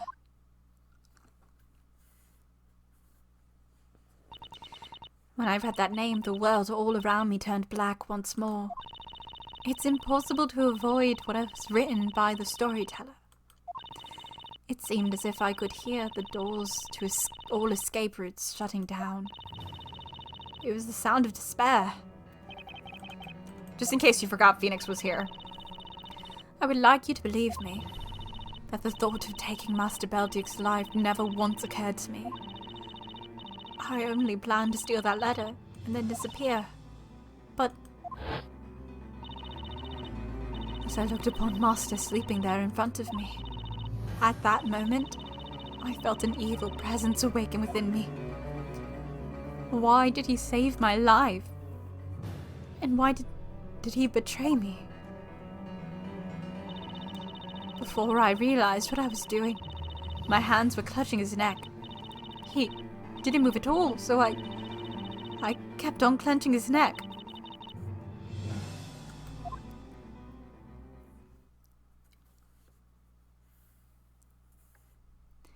That's it. That's the truth about what happened 3 months ago.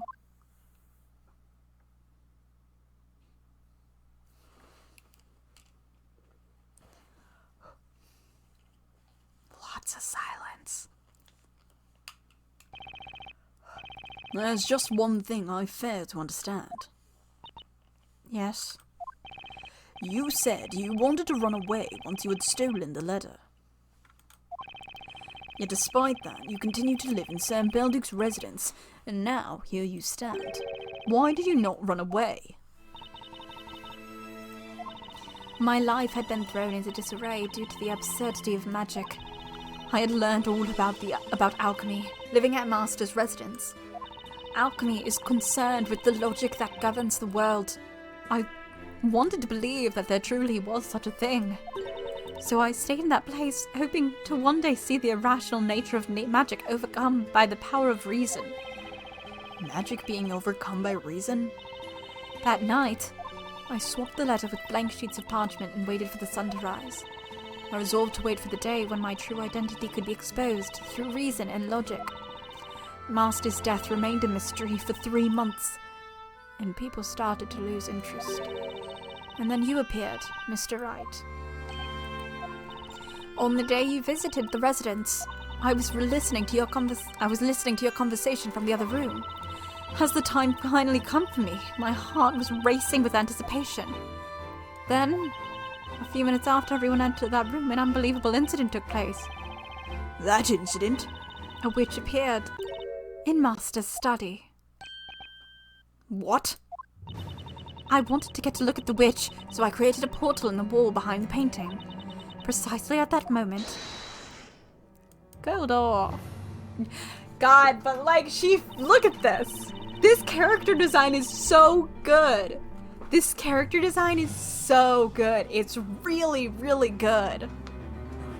You know, it's just so good. I love it. It's fantastic. The witch used one of the very spells that I can use too. When I heard those words, a single thought flashed through my mind. This was my chance. I could dispose of my witch's scepter. I knew at the time what kind of a witch the Inquisition would be looking for. A witch that can use familiar in Goldor. it occurred to me that I only needed to change one of the magic gems. I had previously found out that the Familiar gem was purple. I realized that if I swapped the Godor magic gem for my amethyst, I could pin the blame for my crime on the other witch. So you changed one of So you changed one of the gems and threw the witch's scepter into that room. Is that correct? Exactly. Objection! Hello, Life. Welcome. Hope you're having a good night. Wait a minute, Jean Greyhill. This statement of yours is highly problematic. People on Tumblr. How so, Inquisitor Barnum? Yes, you are right. Can someone explain to me what this is about? I am a witch, indeed. A sinful creature that killed the person to whom she owed her life. Girl, it's okay. I promise. However, there he is. Barnum would do numbers, but he would also be fighting for his fucking life. This guy hates women. regarding the gentleman standing next to you, Mr. Wright. Full Metal Alchemist. He may have fallen victim to a witch, but that witch was not me. Ah. Ooh. Wait, what? Broken lights!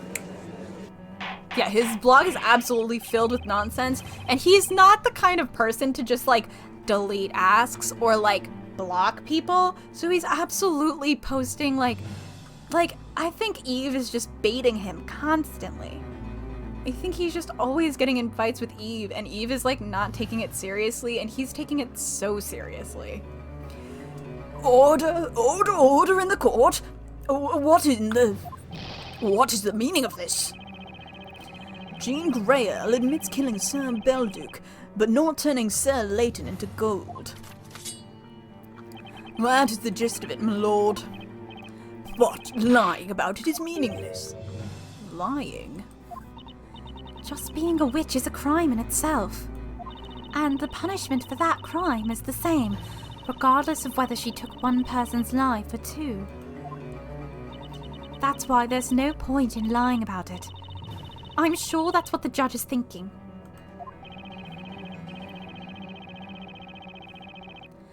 Greyhill is still claiming she never laid a finger on the professor. Good point, Samaranth. Or none. But if there's no point in lying, does that mean she must be telling us the truth? A fluke. Fluke. Throwback to Fluke. So in that case, who's responsible for what happened to the professor? If it wasn't her, then who was it? Shit. Phoenix is like, oh, fuck. No one else was there. Mind if I say something? Take a hint, Windus. Does it feel like this is the right moment for you to talk? I had forgotten about this guy. Yeah, well, that's kind of why I was staying quiet until now. But I either say it now or never. Don't simply fall silent after saying that. It only makes it weigh on my mind more. Yeah, Amir, shut the fuck up. Whatever did you want to say? Oi, Bluey! Yes? I need to make sure about something. Me head's not what it used to be, you know. Yes. Yep. I dropped his candle. Streams are just me knocking things off my messy desk. The alchemist butler, Lady Butler, she slipped sleep medicine into his drink. That's correct. She laced his tomato juice with it. Then she strangled the alchemist afterward. Yes, Sir Belduc was unconscious from the sleep medicine, so he didn't resist. And that explains why we found no signs of a struggle at the crime scene. Crime scene. About that, I let it slip earlier about what I did at the crime scene, right? I told you that. I had a few sips of that juice. And the sleep medicine mixed in made you sleep like a log. Yes, we remember. Yeah, well, here's the thing. This is just between us, okay? You see, when I appropriated that juice, the juice bottle was, well, still unopened. It was unopened? My throat was parched and I wasn't thinking straight. That brand new bottle was just there, waiting for me, with a corkscrew conveniently laid next to it. I couldn't just let it go to waste. I swiftly peeled out the cork and got to drinking. When the fuck were syringes invented?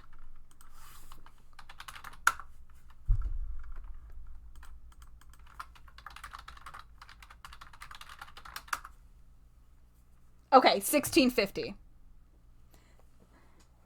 That's still... I'll let it slide. I'll let it slide.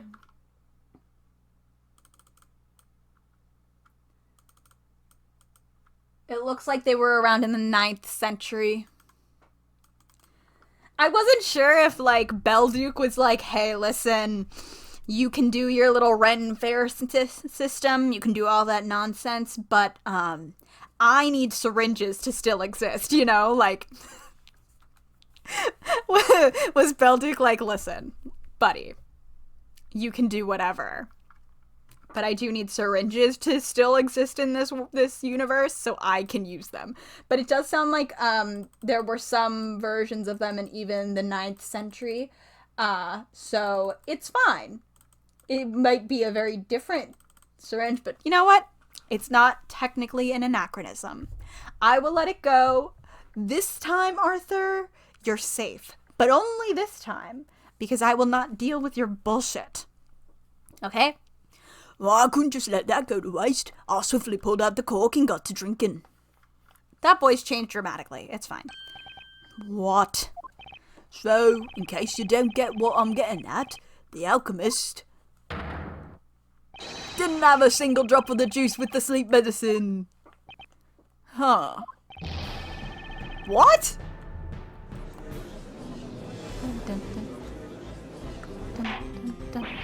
Witness, you went to the trouble of opening a bottle found at a crime scene to drink its suspicious contents. That's what I've been telling you. I was dying of thirst. That doesn't justify what you've done. Objection. The Inquisition shall deal with this witness after the trial. He will find out what it means to be dying of thirst in a more literal meaning. However, let us not waste any more time with him now. The witch has confessed to her crimes. There is no need to investigate Sir Belduke's death any further. Indeed, you are right, Inquisitor. Her role in Sir Layton incident is not entirely clear, but a person who kills her protector to whom she owes her very life can be nothing other than a witch. Yeah, we are literally going to kill him via dehydration. The court has sufficient grounds to sentence her as such. Belduke didn't drink the juice that night. And if that's true, there's one thing here that doesn't add up. Mr. Wright, I have to say, there's something about this that's bothering me.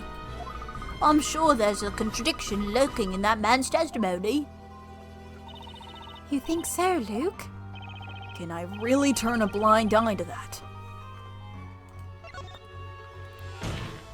Mister, you're saying you opened the tomato juice bottle, but that claim contradicts a certain piece of evidence.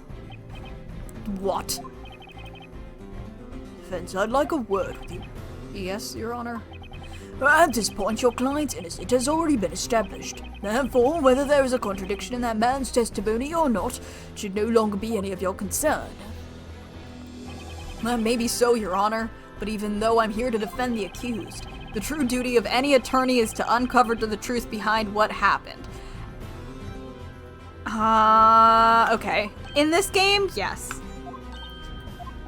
My job's not done until there are no more contradictions left. Still not how that works in the real world, but okay, buddy. Very well. Oops, sorry. Sir Blue Knight, let us hear about this contradiction you have discovered. God, hiccups. The bottle was first opened by that guy, meaning Belduke didn't drink any of it. That means there's one piece of evidence that should be very difficult to explain. I would like to hear about this contradiction too. The defense shall present evidence. Where is the contradiction in this witness having been the one to have opened the tomato juice bottle? Is it one of the sketches? Is it one of the sketches? Is it the sketch that's like... Oh, it's this. It's this one. Because there's the... Yeah, I contradict. I think it's this one. But let's see. Take that! Okay, thank God. I love to present and be absolutely terrified of what might happen. The contradiction can be seen in one of the sketches of the crime scene. In one of the sketches, please take a look at Sir Belduc's mouth. We can see that a line of red liquid is trickling down from his mouth. Yes, well, we've already established that it was the tomato juice. Oh. Exactly, Your Honor. Sir Belduc didn't drink any of the tomato juice that night. Objection! Which means there's only one other possibility. And that red line is, as we all thought, first of all, That red line is, as we thought first of all, blood. You guys could have, like, smelled it. Like, you could have figured out if it was blood or not. Real easy.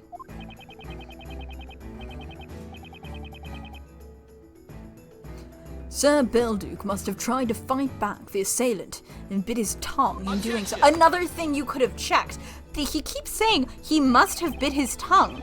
I think if he bit his tongue right before he died, you would have been able to just open his mouth and tell that, right? Like, he keeps being like, he must have done it. Like, this is something you guys could have checked 3 months ago. You guys do a bad job investigating. Unfortunately, that would only bring us back to the problem we encountered earlier.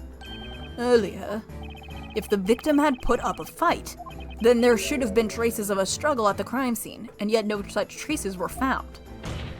That's what made you assume the witch must have used Famalia. Yes, that is so. As I explained before, Master Belduc didn't struggle at all at the time. At all at the time. But when I think of it now, in light of the new information, it was very unnatural. The victim didn't drink the soporific, yet didn't struggle. Hannah! Not knowing modern investigative techniques is one thing. Going, man, I think this guy could have bit his tongue, and just opening his mouth and checking if his tongue... I guess these people don't have logic. You're right. They don't have modern investigative techniques like logic. That's why Belduc was the only one teaching logic in this town. It's because he's the only one who remembers shit. So that's why he was teaching her logic. Because they don't have logic. That we solved it. We solved it. They just don't have logic. No logic. But what does this mean? If it's not tomato juice. I keep changing how I'm saying it. If it's not tomato juice nor blood brought about through a struggle with the murderer, then what else could it be? I know. I don't remember how we get there. So it's not tomato juice. We have to assume it's blood after all. Oh, that's how we get there. Yeah, bro, it's got to be that. We have ruled out the possibility that the victim bit his tongue while struggling with the attacker. Indeed. Then there's got to be a different reason for the blood being there. He must have suffered internal bleeding that was somehow connected to his death. But what could have caused it? Your Honor, if I may ask one question. A question to whom? If I just clarify this one suspicion, I may be able to explain the blood shown in the sketch. That's why I need to That's why I need to question one person in particular. Mister, can I ask you something? I'm not going to clarify which mister. Yeah, don't give me that scary look, Bluey. I know nothing. Nothing at all. I got nothing at all. Emir's as innocent as a little lamb, but is his confidence more than a sham? Sorry, that one tripped me up. Oh god, it's so bad.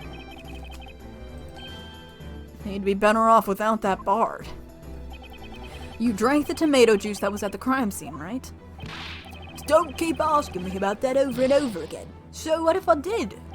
Then I have another question for you. Did anything else disappear from the crime scene that day? Oh, Birdley's here because Amir hired him as his bard.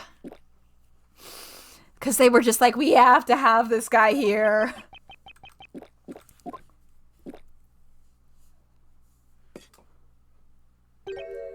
Nah, didn't notice anything. Objection.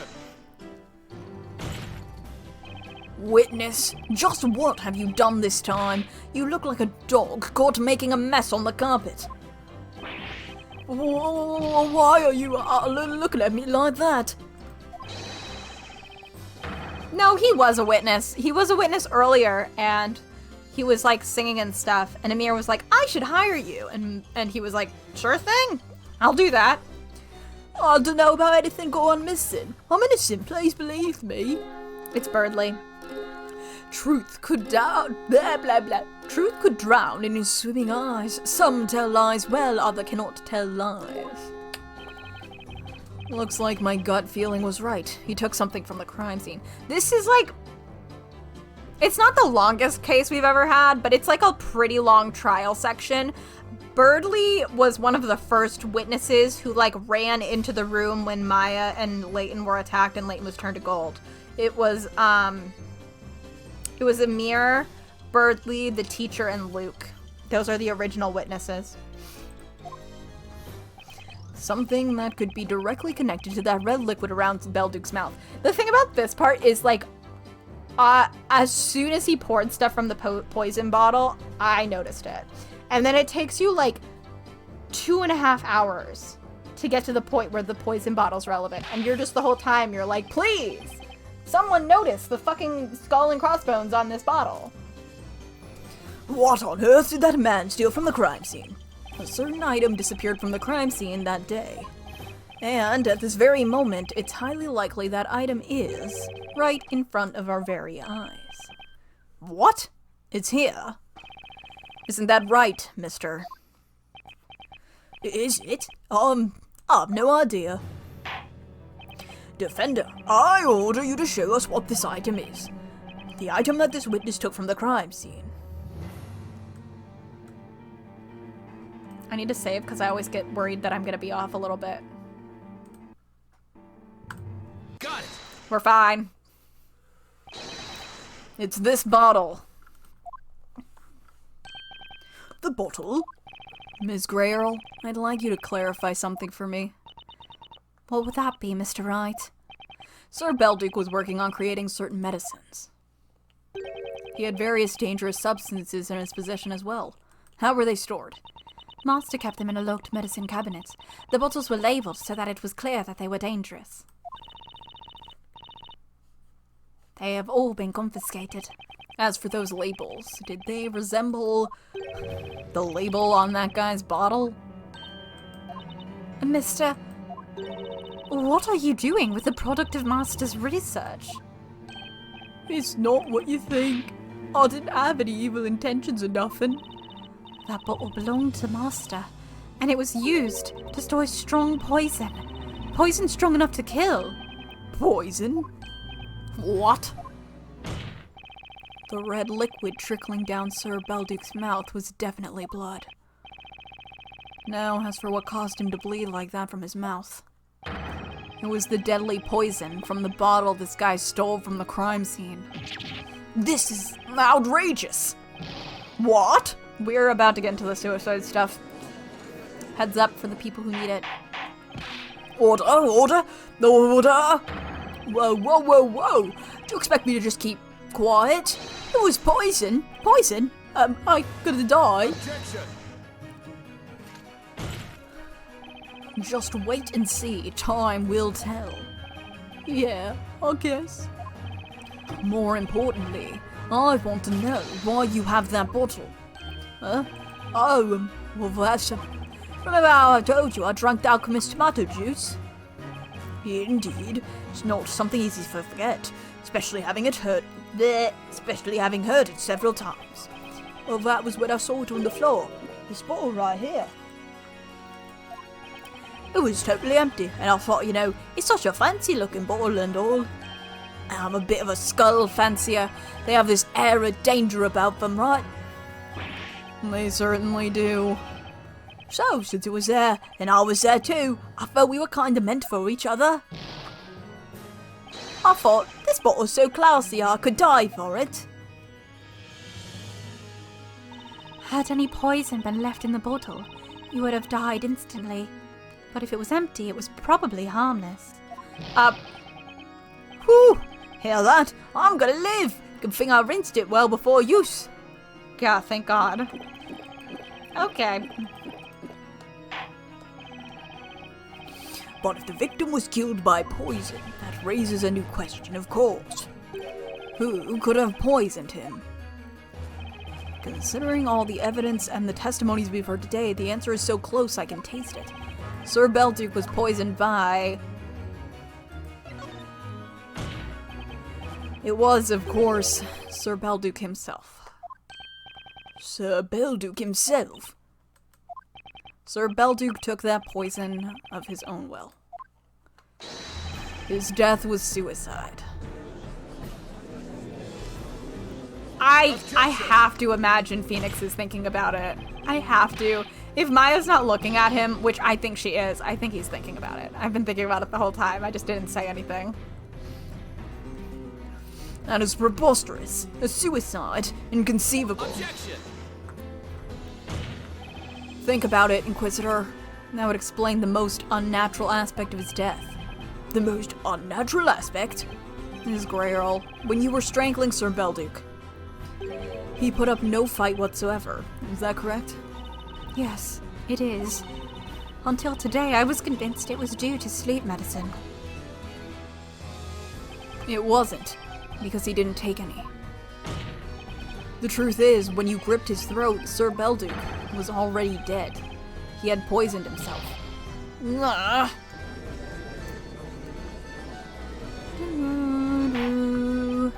What? Would the poison have caused him to bleed from his mouth? I personally know of no poison that works instantly and causes such symptoms. Oh. You don't? I can't just tell them that it happens on TV all the time.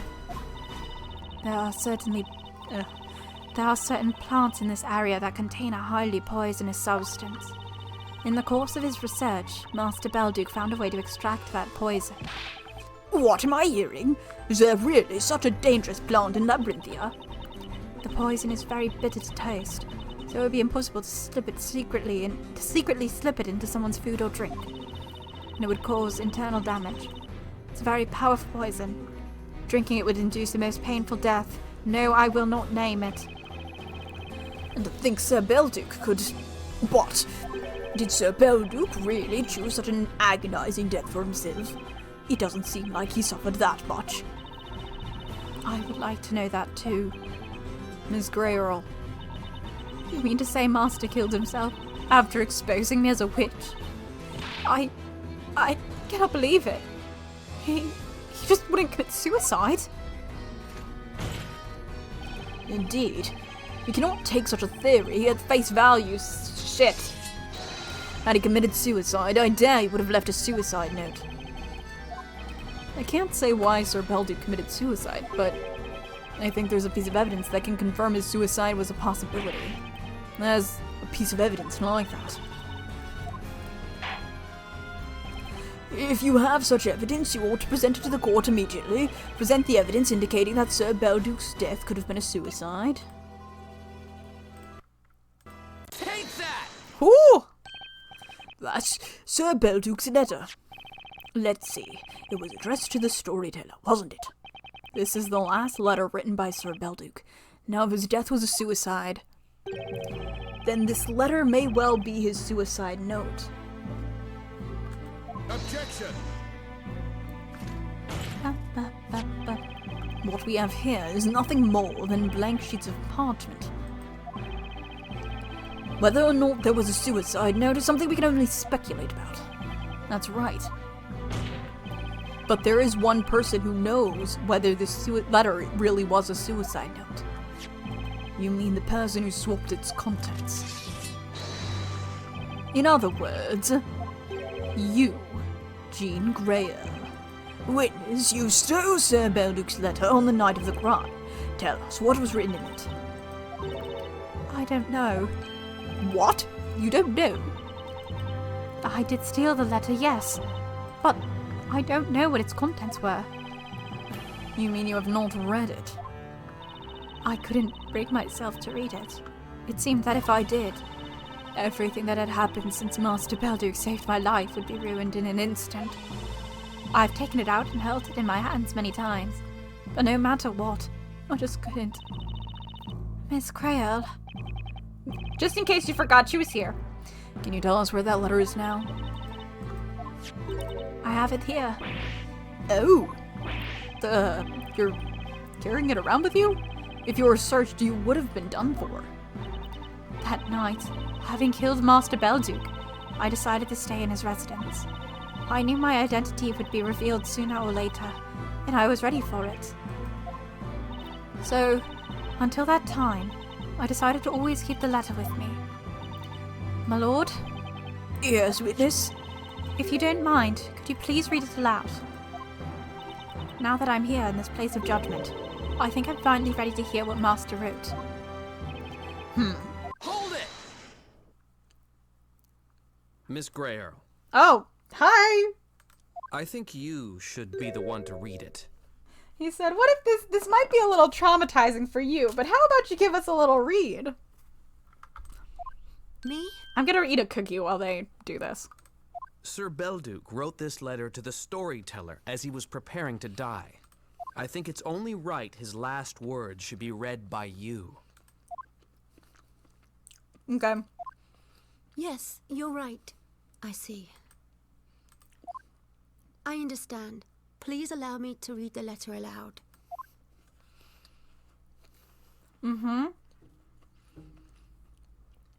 Trigger warning. I know we've been talking about it, but Dear friend, like, this is a suicide note, so. I hope you will be able to forgive me for leaving this world of my own will. I have finally made this decision, having seen that accursed bell tower appear in the flames on that dreadful night. That lightning was a sign that we have angered the gods. With full respect. Yeah. Y'all fucked up real bad. What I have done cannot be forgiven. I can never escape from it. For the past few days, I have been thinking that it might be best to simply expose everything. This town's secret, the truth about the witch. Of course, I understand that secrets need to be kept. No, then, not always. Not this one. I have grown very tired. I'm afraid I cannot keep the secret any longer. I have only two concerns. The first is my daughter. It pains me to be leaving her alone in this world, although she probably doesn't think of me as her father. A daughter? I was not aware that Sir Belduc had a daughter. It's fine. Don't worry Mr. about it. Belduc seemed to know a lot about this town. He did. He really did. This town's secret, and the truth about the witch. So true, Truth Lukey boy. about the witch. Somehow I don't think he was talking about Miss Greer. The second matter, weighing heavily on my mind, is that Jean will be left on her own. Man. This game is so fucked. Seeing her growing up, so strong and righteous, in defiance of her fate, had given me hope. A short while ago, she brought me my usual, and what will be my last, drink. Man. There are so many things I wanted to tell her, that I could only manage a thank you. She is a very sharp child. Had I said any more, she would have caught on. Okay, she's young. She's still pretty young because he calls her a child. Like, she's definitely pretty young still. You could call me Which is a extra selfish fucked man. up. but I didn't wish my last memory of her to be a sad one. Oh. Master Belduke. If the fate handed to her by this town has made her life an ordeal until now, I hope from the bottom of my heart that a wonderful story awaits her next. I intend to leave my residence to her, and I would like you to look out for her. Alas, it is time for me to put my pen down, my dear friend. What I truly wish to express to you is too complicated for words. I hope one day you will understand, but for now I bid you farewell. The time has come for me to go.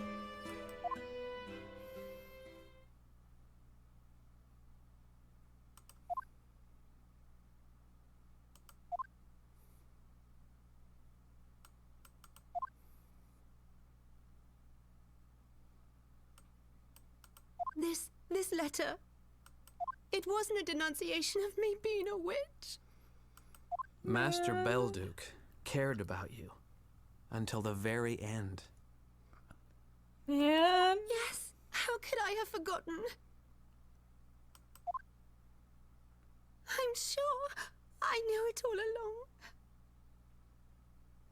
So why did I? How could I have done that to him? Man. Miss Grayle.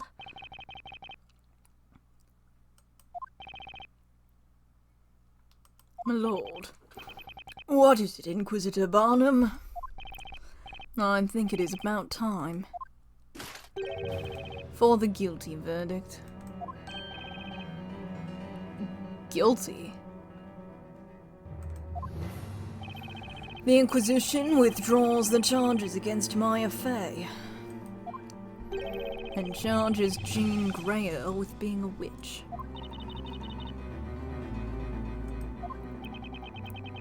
All evidence corroborates his accusation, and she even admits her guilt. Hey, buddy! Is this the fucking time? Like, is this the time? Come on, Barnum! Shut up! I hate his ass sometimes so bad. Like, come on, dude. You're the worst. Hence, the Inquisition asks that the witch be found guilty and punished immediately. He said, that's sad for her. Anyway, put her to death. Excuse me? Objection! Not so fast, Inquisitor Barnum. What do you want now, Sir Blue Knight? Admittedly, Ms. Grayle did attempt to strangle Sir Belduke, but he had consumed a deadly poison and was already dead at the time. Therefore, she's not guilty of murder. Barnum is like this fucking dumbass. And one more thing. It also wasn't Ms. Grayle who turned Professor Layton into gold. There he is. There was another witch present at the crime scene. The defendant, Maya Fey, saw her too. Yeah, sad. Well, time for that child to die in agony. Yeah, Nate, he got golded like 3 or 4 streams ago. You missed a lot. You missed like a lot. You are gonna see a great cutscene though, so I know you like come and go. You should hang out because we are about to hit a great cutscene. It's an incredible cutscene. You're gonna want to see it. So, to put it simply, Ms. Grayle didn't kill anyone. It was not the gold. Last week was not gold though. It was like the beginning of January, I think. We've been in this trial for a while. Yeah, she didn't kill anyone, and yet you still want to burn her? Maya. Do you even know how it feels to be put in this cage? It's like everyone's against you, and it's super frightening. I'm not a witch, but I've been thrown in this cage and almost sentenced for something I didn't do. Again, this keeps happening to me. And now you're about to do the same to another person? That's just not right! Is that all you have to say? Huh? The one who's in the wrong is not me, but you, Sir Blue Knight. I like to think that this is truly the moment where Phoenix and Maya are like, we gotta fucking get rid of the death penalty. We gotta get rid of this shit. Whether the witch committed a crime or not is completely irrelevant. This is the witch's court. All witches must be punished by fire. But that's crazy. Why, Barnum? Inquisitor Barnum is absolutely right. Being a witch is a crime. You understand that, don't you, Miss Grayle? She's gotta be like 15. Yes.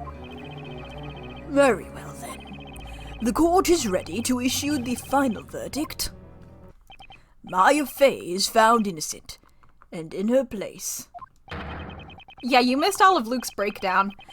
Jean Grayle is found guilty of being a witch and shall be cast into the fire. No! You can't! Hold it! Yeah, this is 100% the opposite of what Newt wrote. Please, hold the verdict! Espella. We're getting there. Don't worry, don't worry. Now? It's after this voice acted section. They just need to get to the point where they can start animating There is things. nothing else we can do. They can only animate This is so the much. course of things, and you should know it well. Indeed, all witches shall be cast into the flames. That is the law of this town. A law that was written by your very own father. Yeah, well, fuck that man. And furthermore, We hate a that law guy. that has always been obeyed in the town of Labyrinthia. A town like this should never exist in the first place. Go off, girl. What such insolence? That's heresy. She's criticizing the storyteller's story. Even the storyteller's daughter has no right to criticize the story. Trials in which innocent people are sentenced to death by fire. I shall make sure this is the last one. What do you mean, Espella? Since you're all so keen on the rules created by the storyteller, you should know exactly what I mean. Oh god. I wish the light weren't so broken. The stipulation for ending the witch trials. Once the Great Witch Bazella is burned, the witch trials will end. At present, I am under suspicion. You know very well why that is, don't you? You? Well, you don't mean that you're, I am guilty. Oh, I am Espella. the Great Witch Bazella. Oh, girl. What? Now, cast me into the flames and let Miss Grayle free. Oh, man. Miss Cantabella. This shall be the last of the witch trials. No one else need be burned hereafter. Oh, man. Espella, just what are you saying? I can't let you do that.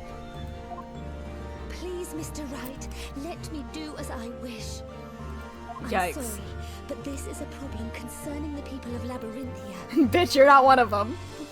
No! Please don't do it! There must be another way! You don't need to do this! It's all right. Luke, Maya, Mr. Wright, and Mr. Layton. He's gold. He can't hear Truly you. appreciate all you have done for me. This can't be happening. Miss Cantabella. Your confession Cantabella. will have very serious, or rather, fatal consequences. Yeah, we know. No, she knows. May we assume that you fully understand those consequences and are willing to accept them? She does. I am Espella Cantabella, Uh-huh. the storyteller's daughter. Uh-huh. But I also have another name. Uh-huh. I am the Great Witch Bazella. Uh-huh. I have lived hidden in the dark Oh, pages of girl, my when'd you get father's over there? story, You know what the funniest deceiving part of all this is? you. No one else is here. The judge is gone. Phoenix is gone. Barnum is gone. No one is here. Many lives have been She's talking to no one. sacrificed because of me. But that shall end today. Oh god, the blue.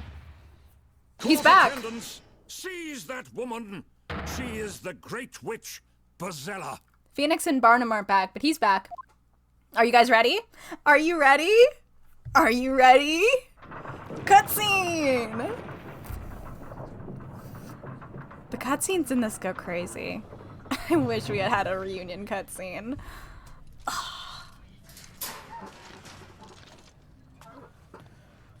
Not to get back here.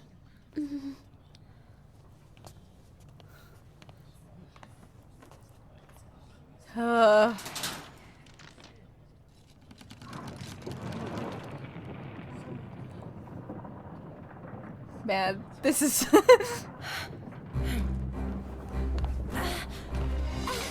What a leap. Maya! Espella, this just isn't right. Honestly, go Maya, go. Give me a hand.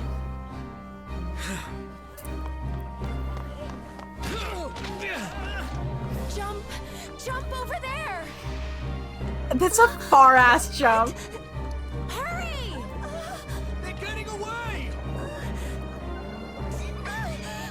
I do not have this kind of confidence in my jumping. Phoenix down. Oh, there she goes. There she goes. Help me, Nick! Espella! Quick, in here! Oh, I forgot they crawled into a little hidey hole. There she goes. And Stop! You've got to stop! there she goes. Oh, dude. Maya. Man. To be continued. That is where most people playing this game decide that this that people are not actually being put to death. Great, my credibility is still 5. Yeah, so Phoenix watches Maya be put to death via flame. It's really fun. It's a really good cutscene, though. It's so good. I think about it all the time. It's such a good cutscene. So good. Oh, do we have their depression chapter now? We do! We have their depression chapter! Nate, I explained this whole thing to Silver once. I've absolutely... Hold on. Let me see it.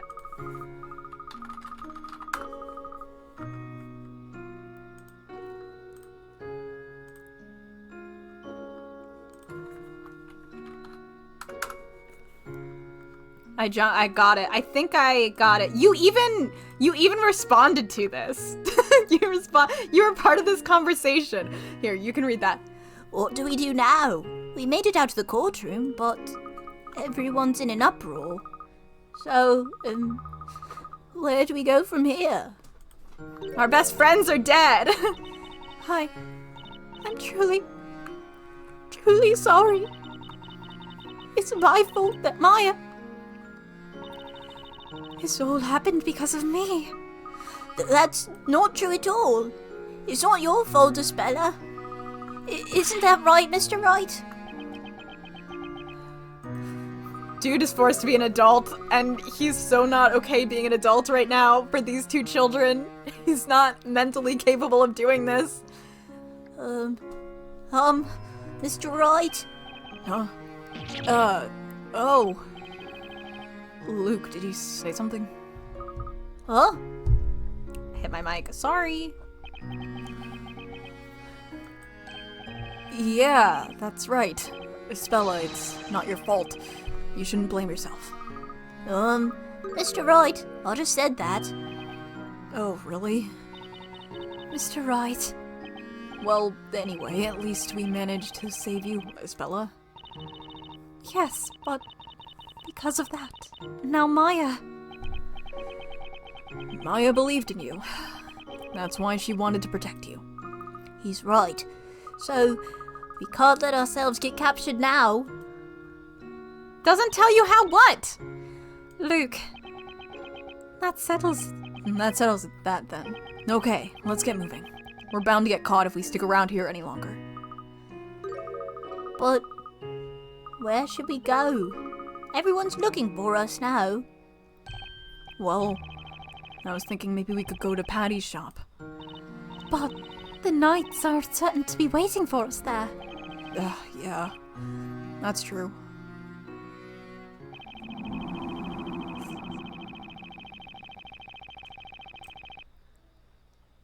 Is this Barnum or Eve? Ma, you certainly managed to get yourself into quite the predicament. That voice! It's Barnum.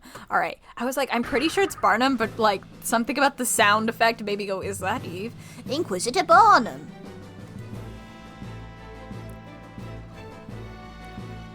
Oh god, they faded awful. Please wait, Inquisitor Barnum. Arrest me, lock me up. I don't care. But these two have nothing to do with this. Take me. I'm the one you want. No way, Isabella! Hey Hannah, how do you think Luke is doing? Having his mentor killed, and then his new older sister figure that he met 3 days ago killed. Ooh, we went slow. How do you think he's doing on that front? I think he's fine. None of us are at fault here. We're not the ones who did anything wrong. Luke. You are accomplices to the Great Witch Vizela and have assisted in her escape. In a manner of speaking, you have been branded an enemy to all of Labyrinthia. There's nowhere you can hide. But why? Isabella isn't the Great Witch. Why can't you understand that? Then, I must ask you, why do you continue to deny the clear allegation that this girl is Vizela? That's easy, because we believe in her. Oh, I know back in the courtroom, I said I didn't believe in Maya, but deep down I believed in her. We all did, and we all still do. Luke. That's why I'm going to stand strong. I'm going to stick by Isabella's side, no matter what. Is that so? By the way, Sir Blue Knight. Wow, they really half vanished and then slid. Oh! No! Oh, Phoenix. Buddy. Oh no. The loss of Maya Fey is unfortunate. Yeah, the fucking... He's so good at feelings. Guys, if there's one thing that Barnum is fucking great at, it's emotions. You have my deepest sympathies. Really? Your deepest sympathies? Well, such a bedlam was indeed unexpected, and we should have done something more to prevent it. Fuck. Inquisitor Barnum, I proved Maya's innocence. I admit, indeed you did. And yet, last time I saw her, she was being dropped into a pit of fire. Tell me, Inquisitor, does that seem like justice to you? All witches are to be cast into the flames. That's the law of the land around here, right? But Maya wasn't a witch. How do you explain that, Inquisitor Barnum? It is truly regrettable. What occurs in the courtroom is my responsibility, and mine alone. Responsibility? Fine, then take some responsibility right now. Magic exists here, right? Well then, use some magic and bring Maya back. Cast whatever spell you need to cast, and bring her back.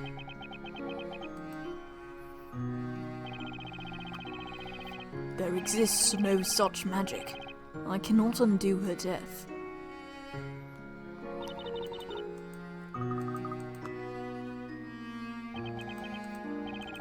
"'Tis my blame to bear. If it would bring you solace, Then take this sword and strike me. Just stop it. You knights are always ready to get rid of those different from yourselves. Just get out of my sight. I said go!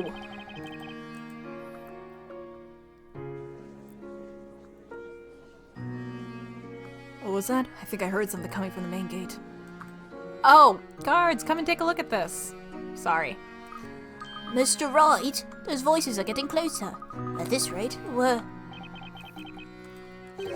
Exit through the main gate and head east through the forest. You should be able to escape along the small path there. Huh?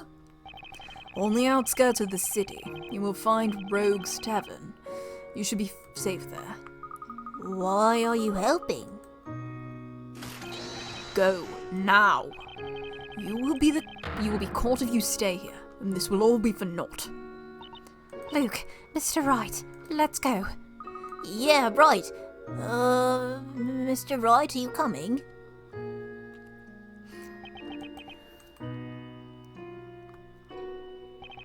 Okay, let's go.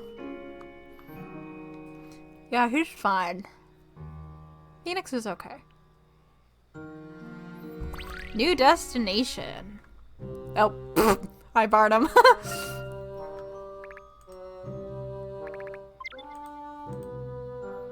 I can't remember how fast this section is. Yeah, he's okay.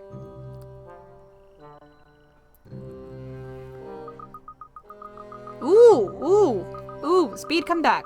We're at 69. We're at 67. 69. Oof. Oh my god. I would love chocolate honey with homegrown oranges. What the fuck? I would love that. It looks like we made it through the forest. I can't see those knights anywhere. I think we'll be safe here for a little while. Oh, Phoenix. I'm sorry for all of this, Isabella. Huh? If we'd just headed for safety right away, we wouldn't be in this situation. Mr. Wright. I need to apologize to you too, Luke. What? You've been trying your best this whole time just to get Isabella out of here safely. It's my fault those knights are on our tail and are probably going to find us. But I wouldn't say all's lost just yet. I mean, there's got to be a way to bring Maya back. I'm sure we can find a way. Come on, Phoenix. You have to keep it together here. These two need you now more than ever. You are the adult in the situation. Well then, how about we make our way to that tavern Inquisitor Barnum mentioned? Yes, that would be Rogue's Tavern. I can show you the way. Huh? Hey, Isabella, you know that place? Oh, yes. It looks a little bit scary, so I've never been inside before, though. But I come to this side of town often to do my shopping, so I've passed it a few times. I think Miss Mary's goat farm is around here as well. Is that right? Okay, it's just this way. Let's go. Right then, let's get going, Mr. Wright. Yeah. Hey, Luke. Yes? What is it? I just wanted to thank you for earlier. It really helped me out. What do you mean? See, I get it now. I'm not the only one who's just lost someone important to them. I believe in the Professor. You would never be beaten by something like magic. Again. Last time he was beaten by ancient science. That witch just cast a spell on him, that's all. So, all we have to do is find a way to undo that spell. Right? I see. You know, you're right, Luke. The Professor will come back. I'm sure of it. That's why all I can do for now is keep moving forward.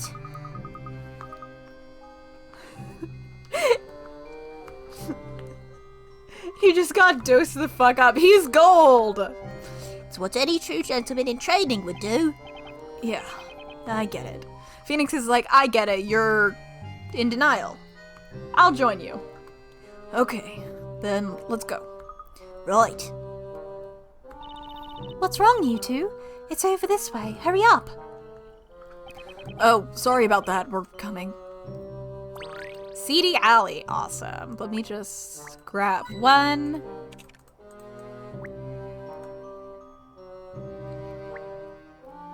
Come on. 2.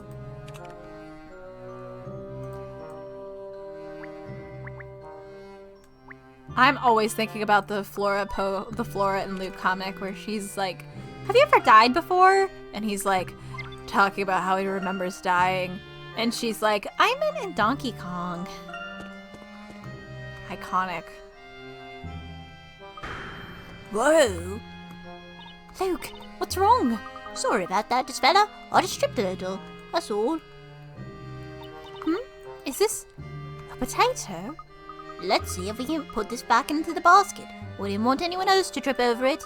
Crikey, this place really looks like it's seen better days. Aye, aye, aye, what's with all this racket? Someone's coming. This ain't no place for kids. Why don't you tights right off and find somewhere else to play, eh? Oh, it's you. Oh, that lad from yesterday, ain't you? Is he an acquaintance of yours, Luke? Not just an acquaintance. This lad and the bloke in the dark hat, they're my saviours. Them two really saved my heart yesterday. These two pulled my fart out of a fryer right when I needed it most. I guess that's one way of putting it. It's all right, Isabella. This man is a really good person. That's right, lass. Well, got has a face you can trust. Hang on, where's the bloke with the dark hat anyway? Oh, well, you see, the professor, he... Something mighty unpleasant must have happened from the looks of it. How about we take this conversation inside, eh? When you say inside, that wouldn't happen to be Rogue's Tavern, would it? Oh, hey now. Didn't you think you'd know about a place like that? Fuck. I bet you must be quite the heartbreaker with the lasses. That's not it at all. We just have a bit of business to take care of there, that's all. All right, just pull on your leg, lad. Well, if you're looking for Rogue's Tavern, you're standing right in front of it. It's the brightest house on this road. You can't miss it. No worries though, I'll head there with you guys. Thank you very much. 1 second. Let me... 1.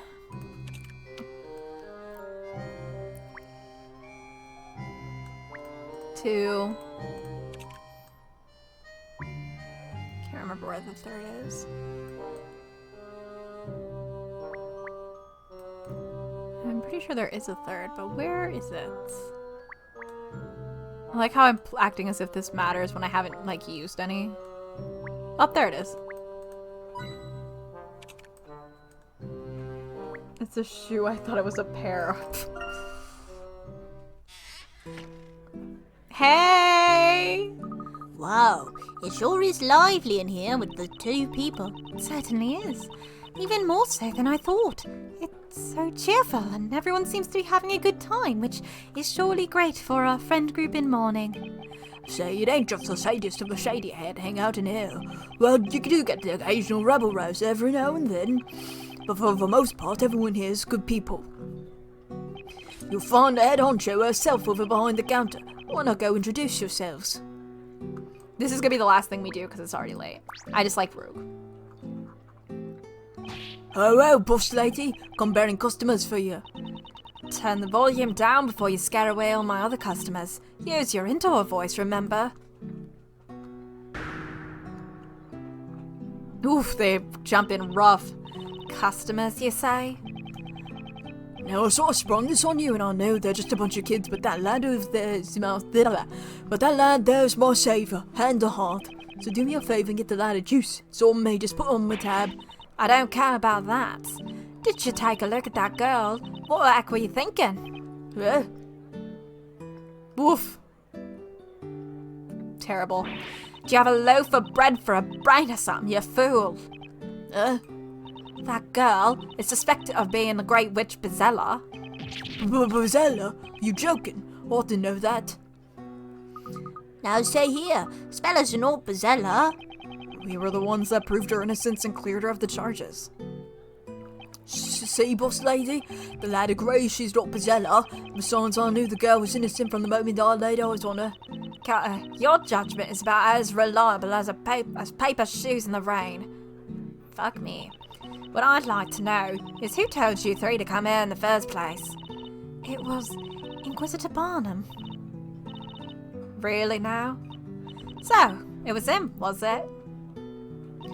You guys, listen, don't say a word of this to anyone else, you hear me? It could make life very difficult for our dear Inquisitor. Right. Got it. I don't know what he expects me to do with you guys, but fine, I'll lend you a hand. You can stay here for the night. There's an empty room you can use upstairs. We don't exactly get the cleanliest time staying here, so forgive the mess. Should be good enough to sleep in there. Thank you very much. We really appreciate it. Hannah, I was literally gonna be like, I think I have to message Hannah after this so I can talk about Rogue and Zach sibling headcanons. Thank you so much. Don't get the wrong idea, kiddos. This place ain't a charity. I expect you to return the favor someday. Phew, I'm sure glad Rogue turned out to be a nice person. Yes, Mr. Cutter and Miss Rogue are both very kind. Oh, Barnum. Zacharias. His name is Zacharias Barnum. Goofy ass man. It looks like we can rest easy for now, right, Mr. Wright? Yep. And I guess we can take this time to do a little sleuthing too, if we want. But we should probably rest while we can. Tomorrow is going to be a pretty hectic day. Now that's an idea I can get behind. Phoenix is good. Oh my god! Oh no! Oh no! Oh shit! Fuck! Sorry, I just remembered that next week we are starting with Chalice Puzzle. Next week we start with the Chalice Puzzle. That's like the start of next week, really. Ah, fuck. We're fucked. We're screwed. It's all over. Ah, fuck. God damn it. We're in so much trouble.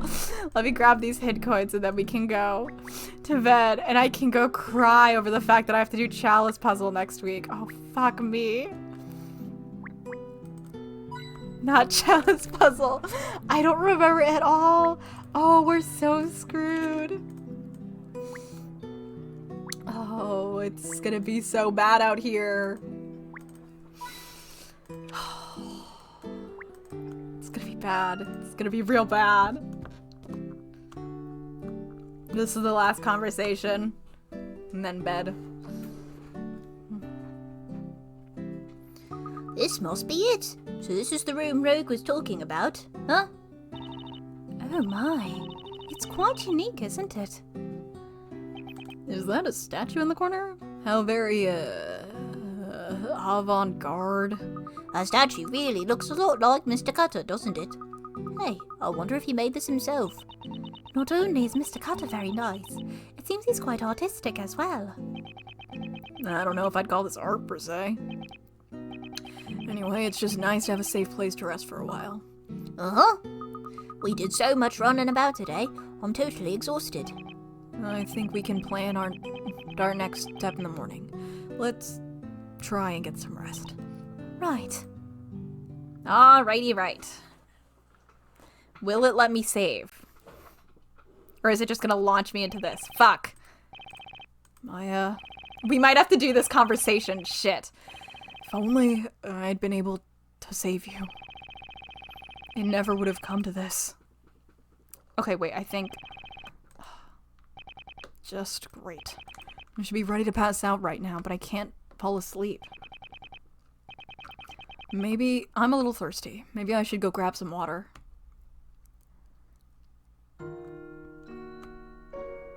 Oh, Professor Layton absolutely made them run around. That's all they did. Is this gonna let me save? I can never remember. The saves in this are really weird. It looks like the party's over. Everyone must have gone home by now. I'll just grab some water and head back to the room. Okay, cool. So we just have a lone Phoenix down here at the bottom. Hi, buddy. Is he okay? No. So we're gonna save. I think he's fine. I think he's fine. Don't worry about it. Oh, well, we have a Layton. Oh my god, I didn't realize it did that. Oh my god, it saves with just a Phoenix right now. Oh, that's so miserable. Oh my god. What? Oh, I never noticed that before. Anyway, so Thursday we will be playing the newest Nancy Drew game, which is Midnight in Salem, which is the really bad one. So come if you want to have a bad time, but a good time. And I have to buy it still. I have to spend $20 on it. Cool. I'm so hyped about that.